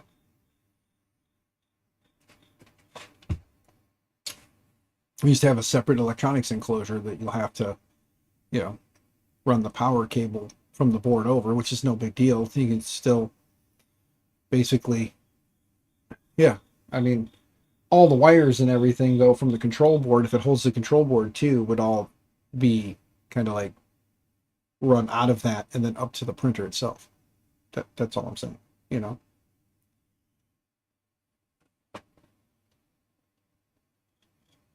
Yeah, the big tree tech dragon is you know, so much. Or a dragon is a bit much. I do know that there's a nice under screen mount for the Raspberry Pi that mounts it up behind the screen when you put it back on the side. I had one. You put the Pi in there and then you just run a USB cable and plug it in that way. And then it just mounts the screen and the Pi together. And then if you're doing the Z, then all we gotta do is just move the power supply back. Or if you want to put it under, you can mount it under and then have the other Z mount on there and just have that there, put the electronics enclosure back in the front, and then just do one set of drawers for the other side. So you have the set of drawers and the electronics enclosure, and then you have the screen with the Pi stuff coming out the back underneath of the screen. And then you run a USB around and plug it in. That's pretty sweet setup. But like I said, brother, it's yours. You tell me what to print, I'll print it and do it. Okay, get rid of that. Get rid of that. Get rid of that now. Get rid of that now. Get rid of that now. Get rid of that now. And we're back to this guy. Okay. Oh, Klipper. EID. Hey, modern team. Good to see you, sir. Hope you're doing well. Configuration check. PID simplified. This is not, there we go. There's the PID you're looking for.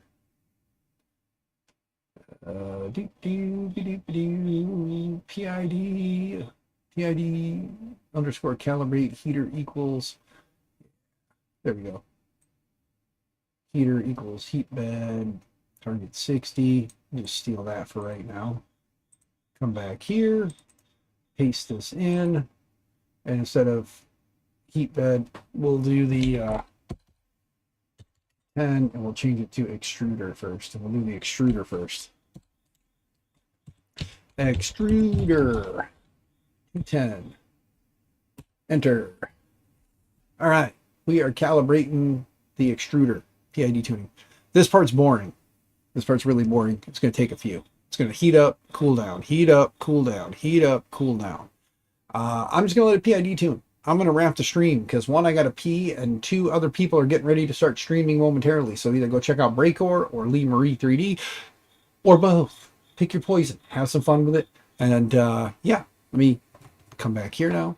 I'm going to PID tune the hot end and the heat bed because that's going to take, the bed's going to take 20 minutes. No point in you guys sitting here for that. So you guys have fun. Stay out of trouble, stay out of jail. Happy 3D printing and all the things. And go check out one of the other two streams that are getting ready to fire up here on YouTube, Breakor 3D or Lee Marie 3D, or check them both out and tell them hi in both chats.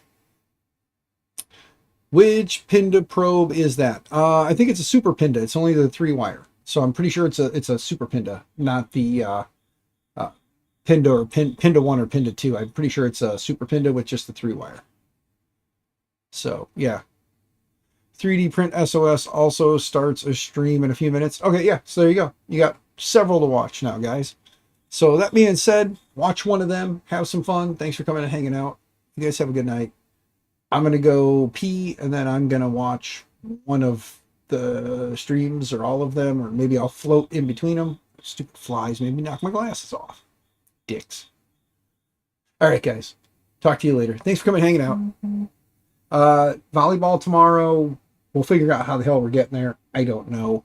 But we'll figure, not get there, but we'll figure out how to get in once we get there. I just want to make sure. Yep, nobody sent anything, so no shout out. Have fun. Bye, guys. Oh, did you guys want me to hit the button? I'm sorry.